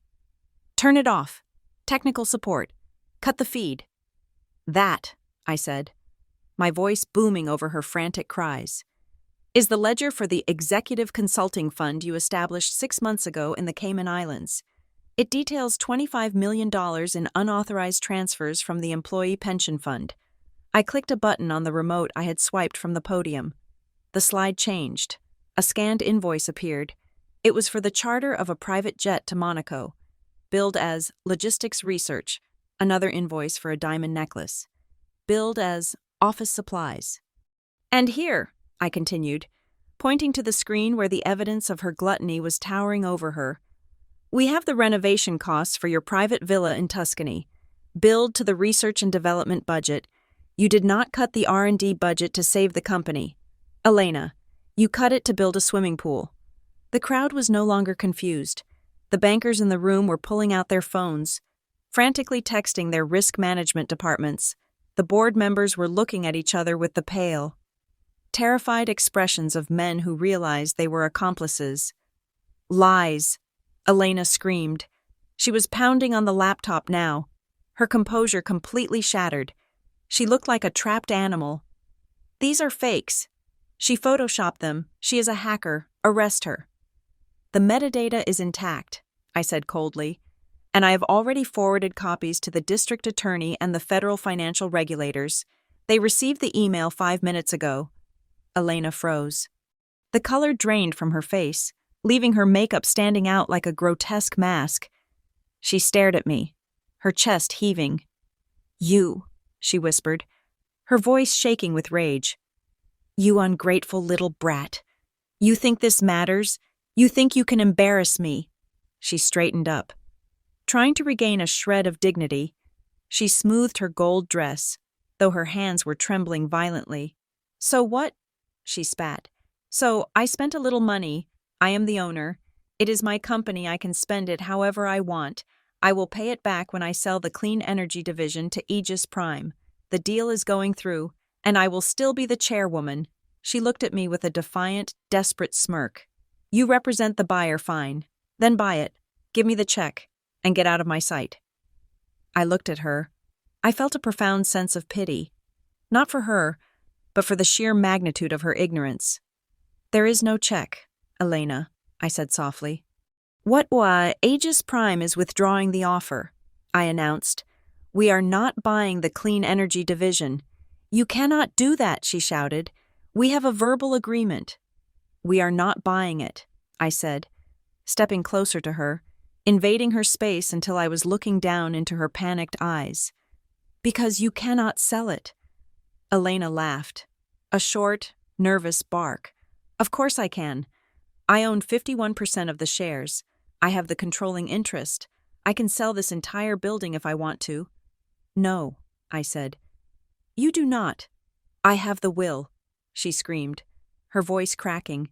She pointed a shaking finger at the ceiling, as if appealing to heaven. "Robert left it to me. It is in black and white. The courts upheld it. I am the sole beneficiary of the Greystone estate." "You are the beneficiary of Robert Greystone's estate," I agreed. "That is true. You inherited everything my father owned." I paused. I let the silence stretch until it was painful. "But my father," I said, my voice dropping to a whisper that was amplified to a roar by the sound system, "never owned Sterling Meridian." Elena stared at me. "What are you talking about? He was the CEO. He founded the modern corporation." "He was the CEO," I corrected. "He was the manager. He was the face on the magazine covers. But he did not hold the voting rights." I reached into my clutch again. This time, I did not pull out a piece of technology. I pulled out the envelope, the heavy wax-sealed envelope from the safety deposit box. I pulled out the yellow document, unfolding it with a crisp snap that echoed like a gunshot. "This," I said, holding the paper up to the light, "is an irrevocable voting trust, dated September 14th, 1985. It states clearly that while the economic benefits the dividends, the cash could be transferred to Robert Greystone. The voting rights, the actual ownership and control of the corporation, remained with the trustee." I turned to the screen. I plugged the document into the projector's document camera. The text appeared on the massive screen, looming over the room like a divine commandment. "Voting rights shall revert fully and immediately to the direct control of the trustee." A gasp rippled through the lawyers in the room. They understood instantly what this meant. It meant that every decision Elena had made, every board meeting she had called, every asset she had tried to sell, was null and void. "This is a forgery!" Elena shrieked, grabbing the paper. "Who is the trustee? Who is this person who supposedly owns my company?" "Look at the signature." "Elena," I said. She looked. Her eyes darted to the bottom of the page. "Arthur Greystone," she read, her voice trembling. Then she looked up. Her face twisted in confusion. "So what? He is dead? Or he is a vegetable? He is legally incompetent. That means the trust is dissolved." "Is he?" I asked. I stepped back from the podium. I gestured toward the back of the room, toward the corner table where an old man in a midnight blue tuxedo sat quietly sipping his champagne. "You called him a burden," I said. "You called him a senile old fool. You tried to throw him away like garbage." Elena turned to follow my gaze. The entire room turned. 300 pairs of eyes focused on the solitary figure in the shadows. "My father could not give you this company." "Elena," I said, my voice ringing out with the force of a gavel striking the block. "Because he was just an employee." I pointed directly at Arthur. "The man sitting at that table is not a guest," I declared. "He is the chairman, he is the founder, and he is the only person in this room who owns a single share of Sterling Meridian." Elena shook her head, backing away from me. "No," she whispered. "No, he is just a poor old man. Look at him. He is wearing a rented suit." At that moment, the spotlight operator, sensing the drama, swung the heavy beam of light away from the stage. It cut through the darkness and landed squarely on Arthur Greystone. He did not flinch. He did not blink. He set his glass down on the table. He picked up his cane, and then, slowly, deliberately, he stood up. He did not stand like a man of 84. He stood like a mountain. The poor grandpa who had shuffled into the funeral was gone. In his place stood the titan who had built a city from steel and will. He looked across the room, over the heads of the stunned crowd, and locked eyes with Elena. He didn't say a word. He didn't have to. The silence that radiated from him was louder than any scream. Elena looked from me to him, and for the first time, I saw the true depth of her terror. She wasn't just losing money.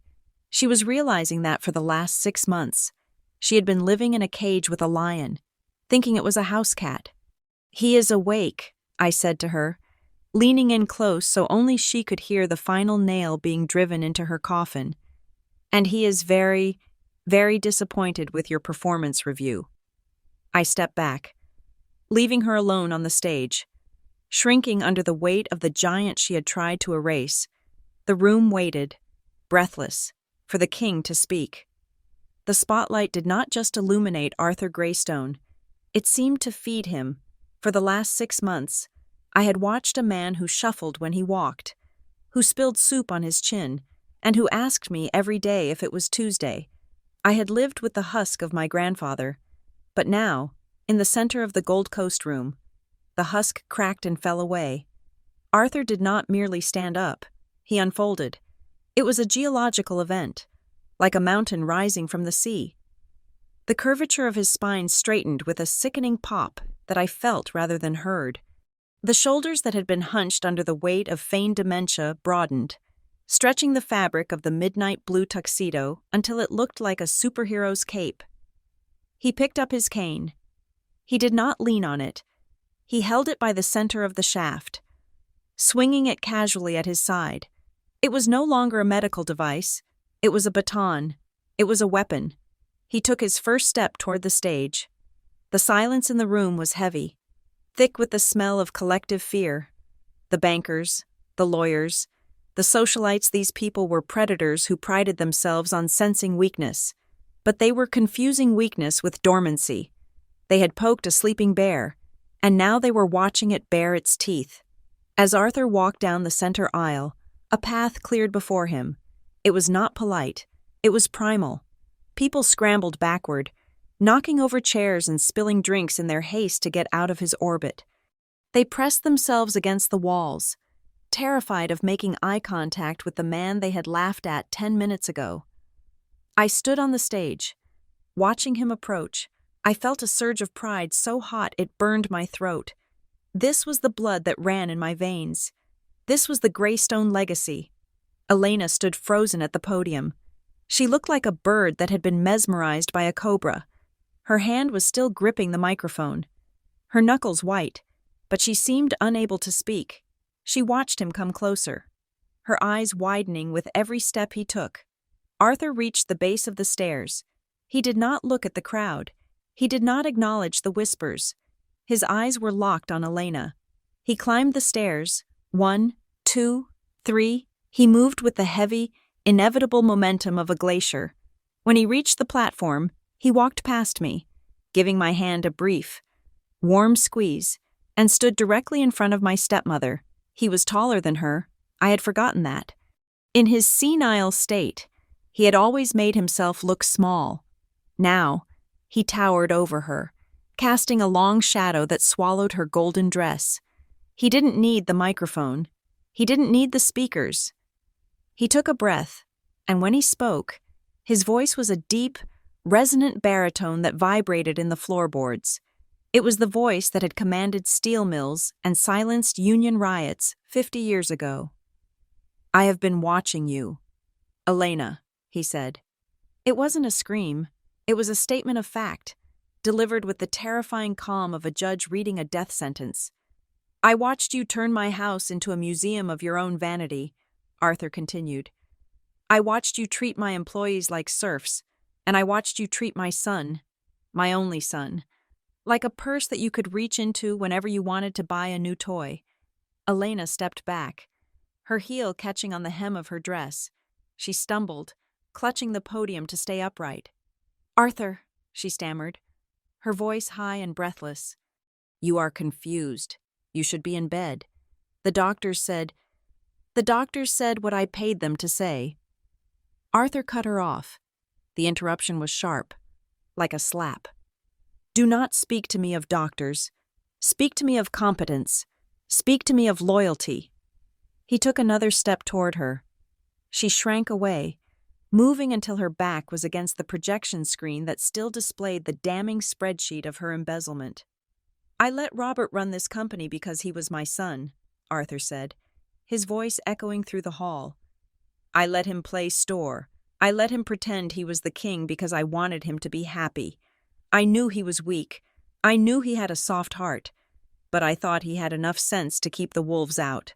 Arthur's eyes narrowed. "But he let the wolf into his bed, and then he died. And the wolf thought she inherited the flock." "It is my company," Elena shrieked.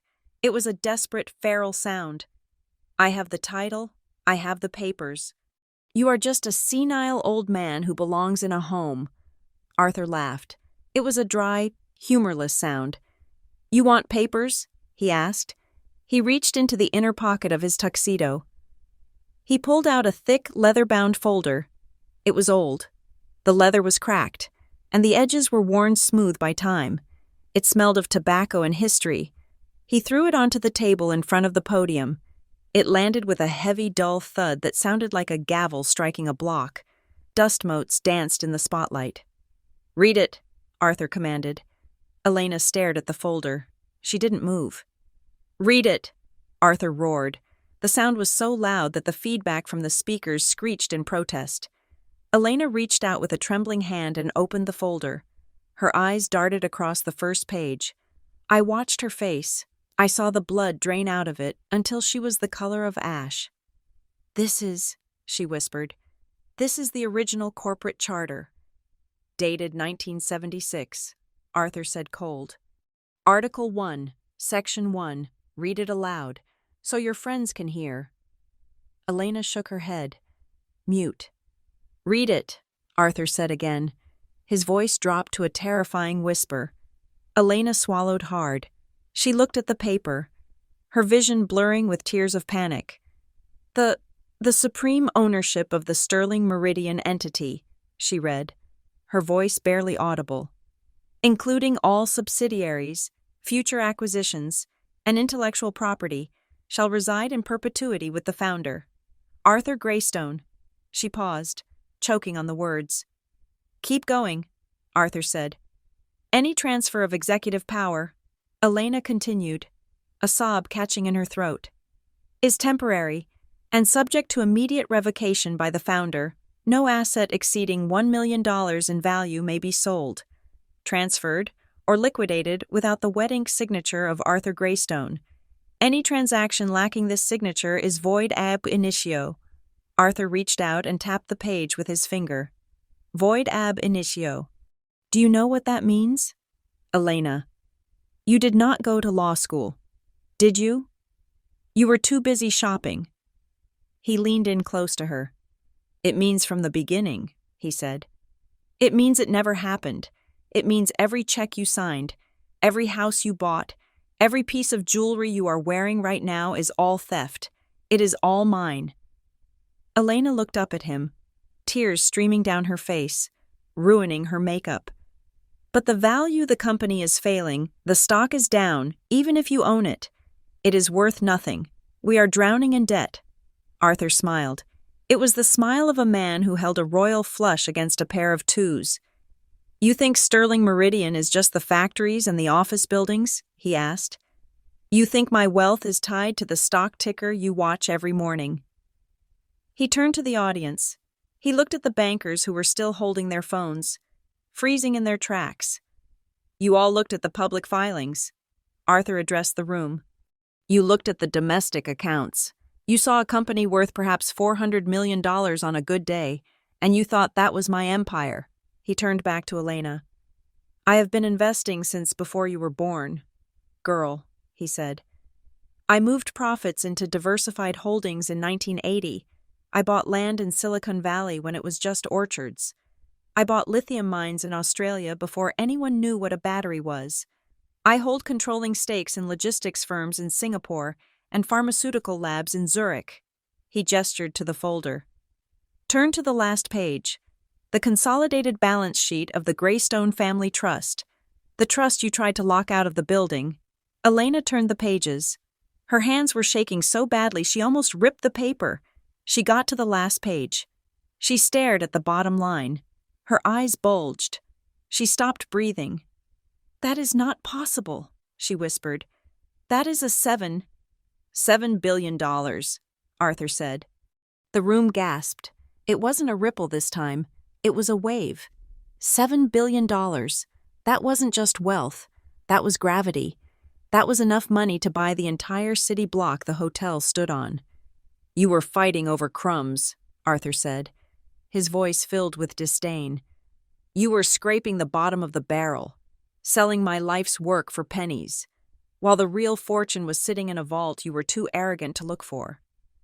He took a step back, looking at her with total disgust. You thought I was poor, he said.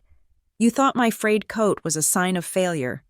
You thought my silence was submission. He pointed to the back of the room, to the doors where we had entered. You laughed at me when I arrived at my own son's funeral in a taxi, he said. You made me stand in the rain. You told your security guards to treat me like a vagrant. He pointed at me. You laughed when you kicked my granddaughter out of her home, he continued, his voice rising with righteous fury. You laughed when you told her to go live in the gutter. You laughed when you cut her off, thinking she would crawl back to you and beg. Arthur spread his arms wide, encompassing the entire room.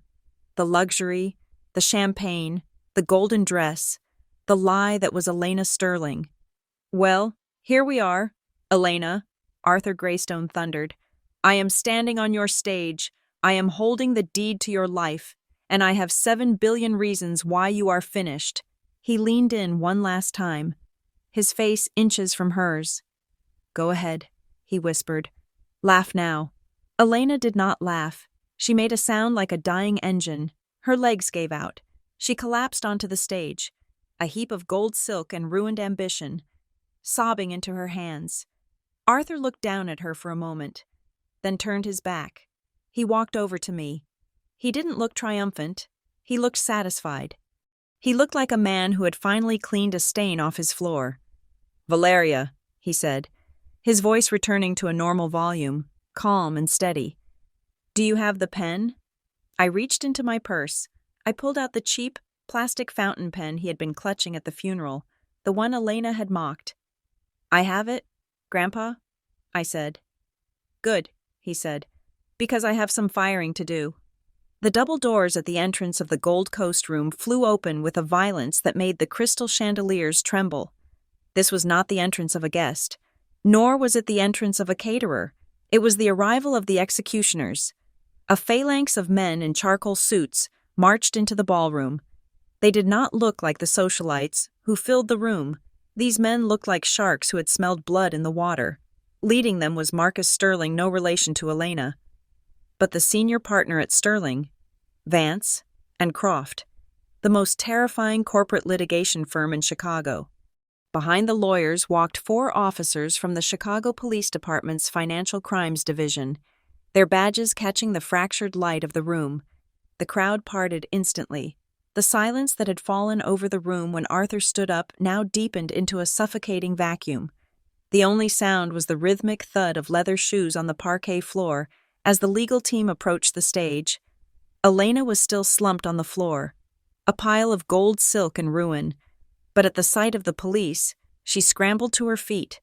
Her mascara was running in dark streaks down her cheeks, making her look like a broken doll. "What is this?" she screeched, her voice cracking. "Who let these people in? This is a private event, security." Marcus Sterling ignored her completely. He walked straight to the table where Arthur had thrown the corporate charter. He placed a black briefcase on the table, snapped the latches open, and withdrew a single, heavy document bound in blue backing. He looked at Arthur and nodded, a respectful, deferential nod, the kind of nod a general gives to a king. "Mr. Greystone," Marcus said, his voice carrying clearly in the dead silence. "Everything is prepared as you instructed. The transfer protocols have been cleared with the Securities and Exchange Commission and the Swiss banking authorities." "Thank you, Marcus," Arthur said. Elena lunged forward, grabbing the edge of the table. "Transfer." "What transfer? You cannot transfer anything. I am the CEO. I have the power of attorney." Arthur turned to look at her. He reached into his pocket and pulled out the fountain pen I had handed him moments before, the cheap, black plastic pen that Elena had mocked at the funeral. The pen she had said was a symbol of his poverty. He held it up to the light. "You laughed at this pen, Elena," Arthur said softly. He unscrewed the cap. He twisted the barrel.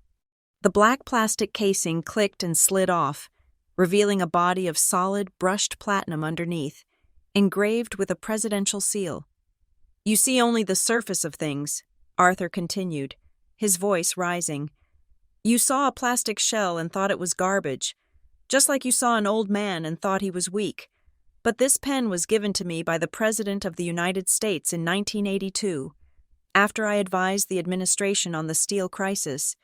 It has signed treaties, it has signed mergers, and now he is going to sign your eviction." He placed the document on the table. He smoothed it flat with his large, weathered hand. The cameramen, sensing the climax of the night, rushed forward.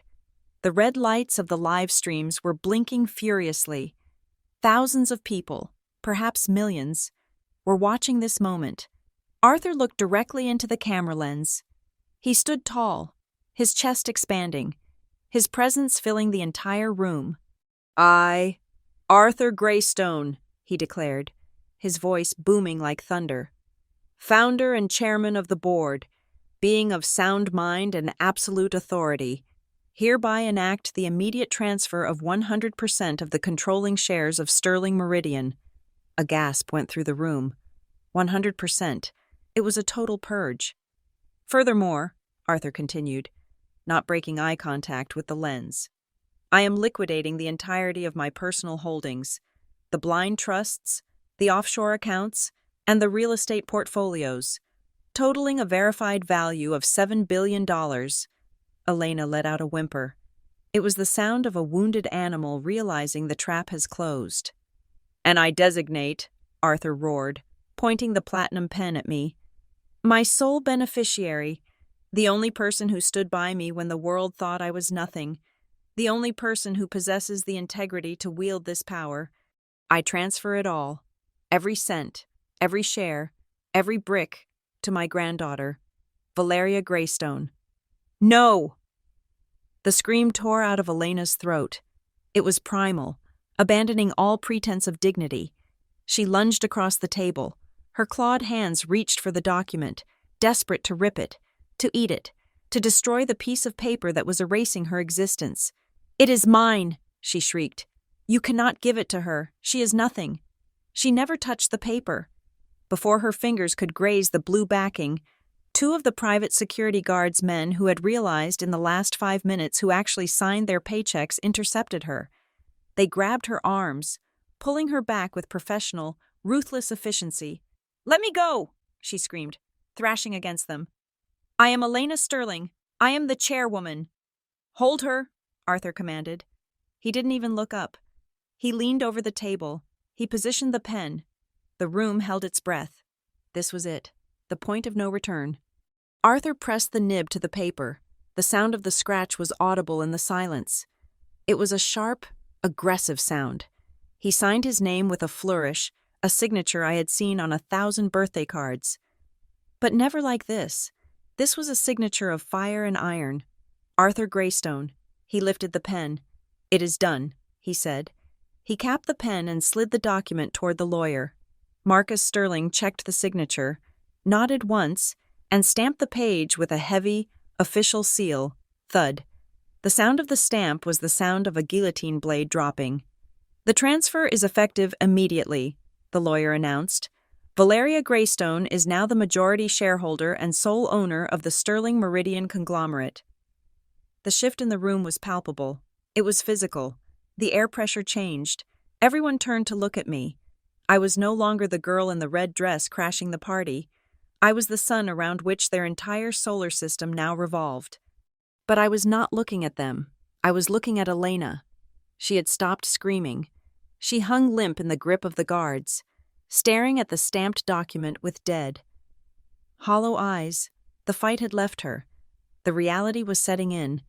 And then the police moved. The 4 officers who had been waiting in the shadows stepped onto the stage. They walked past Arthur. They walked past me. They stopped in front of Elena. One of the officers, a stern woman with a badge that read Detective Miller, pulled a pair of handcuffs from her belt. The metal clicked ominously. Elena Sterling, the detective said, her voice devoid of emotion. You are under arrest. Elena looked up, blinking slowly. Arrest for what I just wanted to sell the division. We are not here about the sale, the detective said, taking Elena's wrist and twisting it behind her back. We are here regarding the evidence submitted to our office regarding $25 million in embezzlement, 40 counts of wire fraud, and the falsification of corporate financial records. The handcuffs snapped shut. Click, click. The sound was louder than the applause she had been begging for all night. You have the right to remain silent, the detective recited, spinning Elena around to face the crowd she had tried to impress. Anything you say can and will be used against you in a court of law. The crowd stared. The socialites, who had drunk her champagne and laughed at her jokes, watched with morbid fascination. They were already mentally erasing her number from their phones. Elena looked at me. Her face was a mask of ruined mascara and utter disbelief. Valeria, she whispered, help me, please. You cannot let them take me. I was your father's wife. I looked at her. I looked at the woman who had banned me from my own home. The woman who had tried to send my grandfather to a warehouse to die. The woman who had laughed when I walked out into the rain with nothing but a box of old toys. I felt a strange sense of detachment. There was no anger left. Anger requires energy, and she was no longer worth the expenditure of a single calorie. I walked over to her. The red silk of my dress brushed against her legs. I stood close enough to smell the fear on her. I leaned in. So my voice was for her alone, though the microphone on the podium caught every syllable. "You were right, Elena," I said softly. Hope flickered in her eyes. Yes, I said. "You told me earlier tonight that poor people should not sit at the same table as the elite. You said they drag down the ambiance." I gestured to the ballroom, to the glittering lights, to the billions of dollars represented in the room, and finally to the exit sign glowing red in the distance. "You are bankrupt, Elena," I said. "You have no assets. You have no home. You have no name. By your own logic, you do not belong here." Her face crumbled. "Officer," I said, turning to the detective, "please remove the trespasser. She is disturbing my guests." The detective nodded. She pushed Elena forward. "Let's go," the detective said.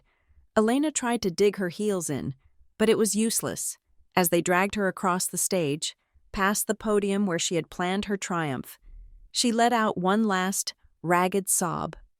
"Not the front," I called out, my voice cutting through the air like a knife. The police stopped. Everyone looked at me. I pointed to the service entrance at the back of the room, the door used by the waiters and the cleaning staff. The door she had suggested I use.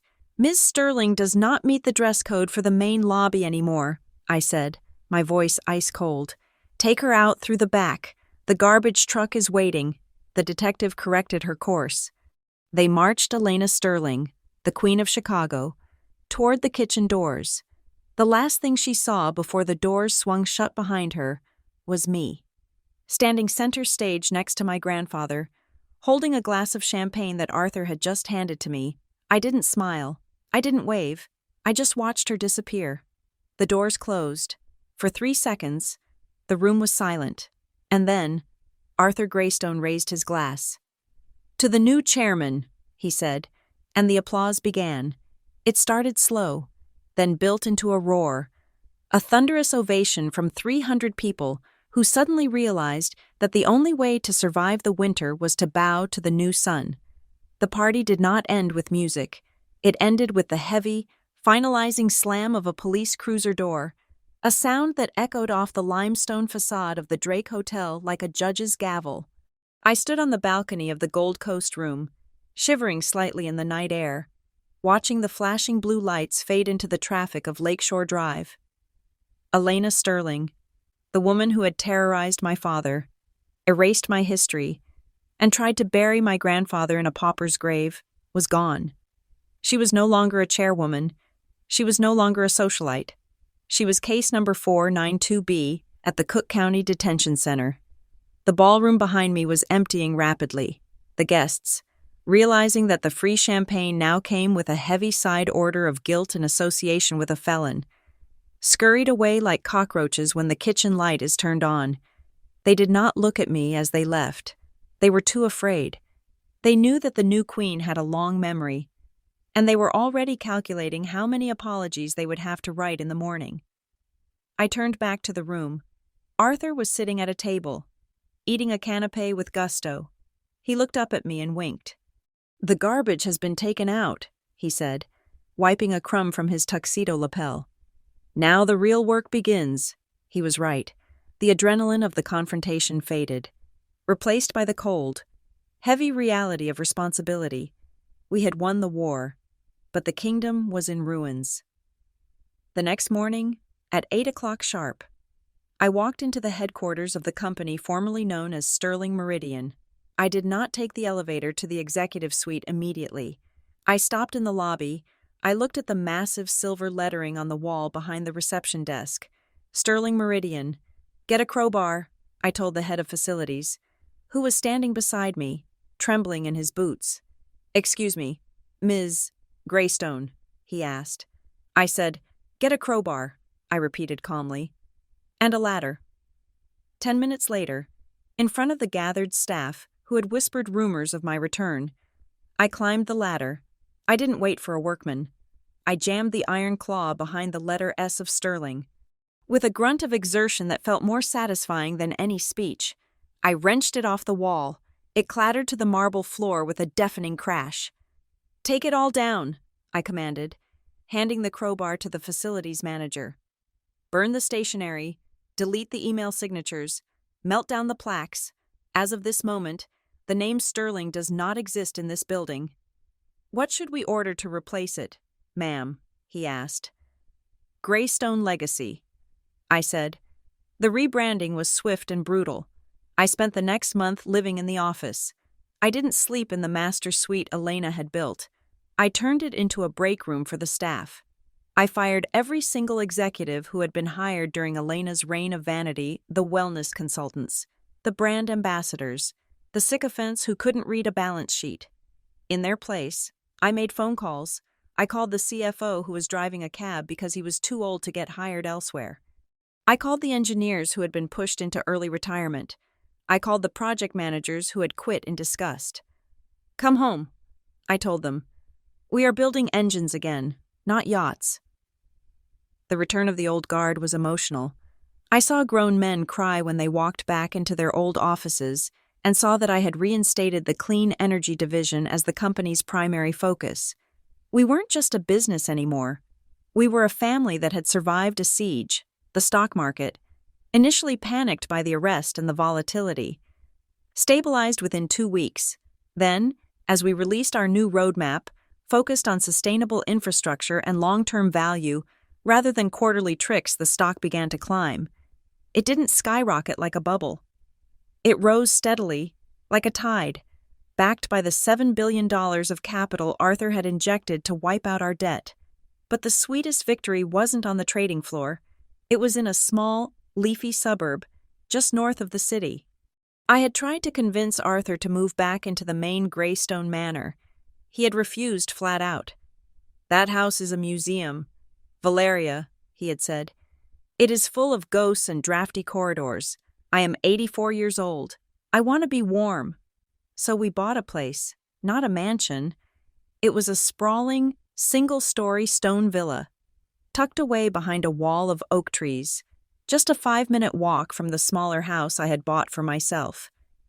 It had a garden where he could grow tomatoes, a library with a rolling ladder, and a kitchen that smelled of baking bread, thanks to the housekeeper he had charmed within 3 minutes of meeting her. One snowy evening in late February, 3 months after the gala, I went to visit him. The fire was roaring in the stone hearth. Arthur was sitting in his leather armchair, a new one. Not the thrift store find reading a biography of Churchill. He looked healthy. The gray pallor of the nursing home days was gone, replaced by a ruddy glow. He was wearing a cashmere cardigan that cost more than our old monthly rent, and he wore it with the casual indifference of a man who knows money is just a tool, not a god. I sat on the rug by his feet, watching the flames dance. I had a question that had been burning in me for weeks, a question I'd been too busy to ask. "Grandpa," I said. He didn't look up from his book. "Why did you wait so long?" He lowered the book. He took off his reading glasses and looked at me. The blue eyes were sharp, filled with an ancient, terrifying intelligence. "What do you mean?" he asked. "You had the papers," I said. "You had the voting trust. You had the evidence of the embezzlement. You could have stopped Elena the day after Dad died. You could have walked into that boardroom and crushed her in 5 minutes. Why did you let her throw us out? Why did you let us live in that rat-infested apartment? Why did you make me boil water for oatmeal for 6 months?" Arthur closed the book and placed it on the side table. He leaned forward, resting his elbows on his knees. "Valeria," he said softly, "do you know how steel is made?" "Iron and carbon," I said automatically. "Heat," he corrected. "Intense, unbearable heat. If you just mix the elements, you get a pile of dust. To make it steel, to make it something that can hold up the sky, you have to put it in the fire until it glows white. You have to beat it." He reached out and took my hand. His grip was strong. Your father. I loved him, but he was soft. I gave him the company too easily. He never had to fight for his dinner. He never had to wonder if the lights would turn on when he flipped the switch. And because of that, when the wolf came, he didn't know how to pick up a gun. He sighed, looking into the fire. I looked at you, Valeria. I saw his kindness in you, but I needed to know if you had my iron. I needed to know if you could survive when the name Greystone was a curse, not a key. So it was a test, I asked, feeling a lump in my throat. It was a forge, he said. If I had handed you the company the day Robert died, you would have been a rich girl with a big job. You would have fought Elena with lawyers and PR firms. You might have won, but you would have been just like them. He squeezed my hand. But by taking everything away, by making you stand in the rain, by making you work for that small company and climb your way up on your own merit, I stripped away the gold paint. I wanted to see what was underneath. He smiled, and this time it was a smile of pure, unadulterated pride. I wanted to see who was real gold in the pile of ashes, and you shone, Valeria. You didn't break. You didn't beg. You took care of an old man who offered you nothing but burdens. You fought for me when I was worthless to you. He sat back, picking up his tea. That is why I waited, he said. I wasn't waiting to destroy Elena. She was irrelevant. A gnat. I was waiting for you to become the queen. I sat there for a long time, listening to the crackle of the wood, the resentment I had harbored about the poverty, the struggle, the humiliation it evaporated. He hadn't abandoned me. He had built me. Thank you, I whispered. Don't thank me, he grunted. Opening his book again, just make sure the Q1 earnings report is on my desk by Monday. I have some questions about the logistics overhead in the European sector. I laughed. It was a real laugh, light and free. Yes, Chairman. I left him there, warm and safe, and drove back to the city. I didn't go home. I went to the Greystone Legacy Tower. I took the private elevator to the top floor, then the service stairs to the roof. The wind was howling up here, cold and biting, but I didn't feel it. I walked to the edge of the parapet. Below me, Chicago was a grid of living light. The arteries of traffic pulsed red and white. The lake was a vast, black void to the east. Somewhere down there, in a cold cell, Elena was sleeping on a cot, dreaming of a life she had stolen and lost. Somewhere down there. People were rushing, fighting, loving, and surviving. I placed my hands on the cold railing. I owned this building. I owned the company that powered the lights in 1 million homes. I had $7 billion in the bank and a legacy that stretched back 50 years. But as I looked out at the horizon, I knew that the most valuable thing I possessed wasn't the stock portfolio or the real estate. It was the memory of the cold nights in the apartment. It was the memory of the cheap fountain pen. It was the knowledge that if all of this vanished tomorrow, if the money burned and the buildings fell, I would still be standing. Because I wasn't made of gold anymore. I was made of steel. I took a deep breath, filling my lungs with the sharp winter air. Inheritance is not what you are given, but the grit you prove to keep it, and I intend to keep it all. Thank you so much for listening to this story. I truly hope you enjoyed the journey of Valeria and Arthur as much as I enjoyed writing it. I would love to know where you are tuning in from today. Are you listening from a busy city like Chicago, or somewhere quiet and peaceful? Please let me know in the comments below. I love reading your stories. If you want to hear more tales of justice and family drama, please make sure to subscribe to the channel BitterSweet Drama Stories. Hit that like button and smash the hype button to help this story reach even more people. Your support means the world to us. See you in the next story.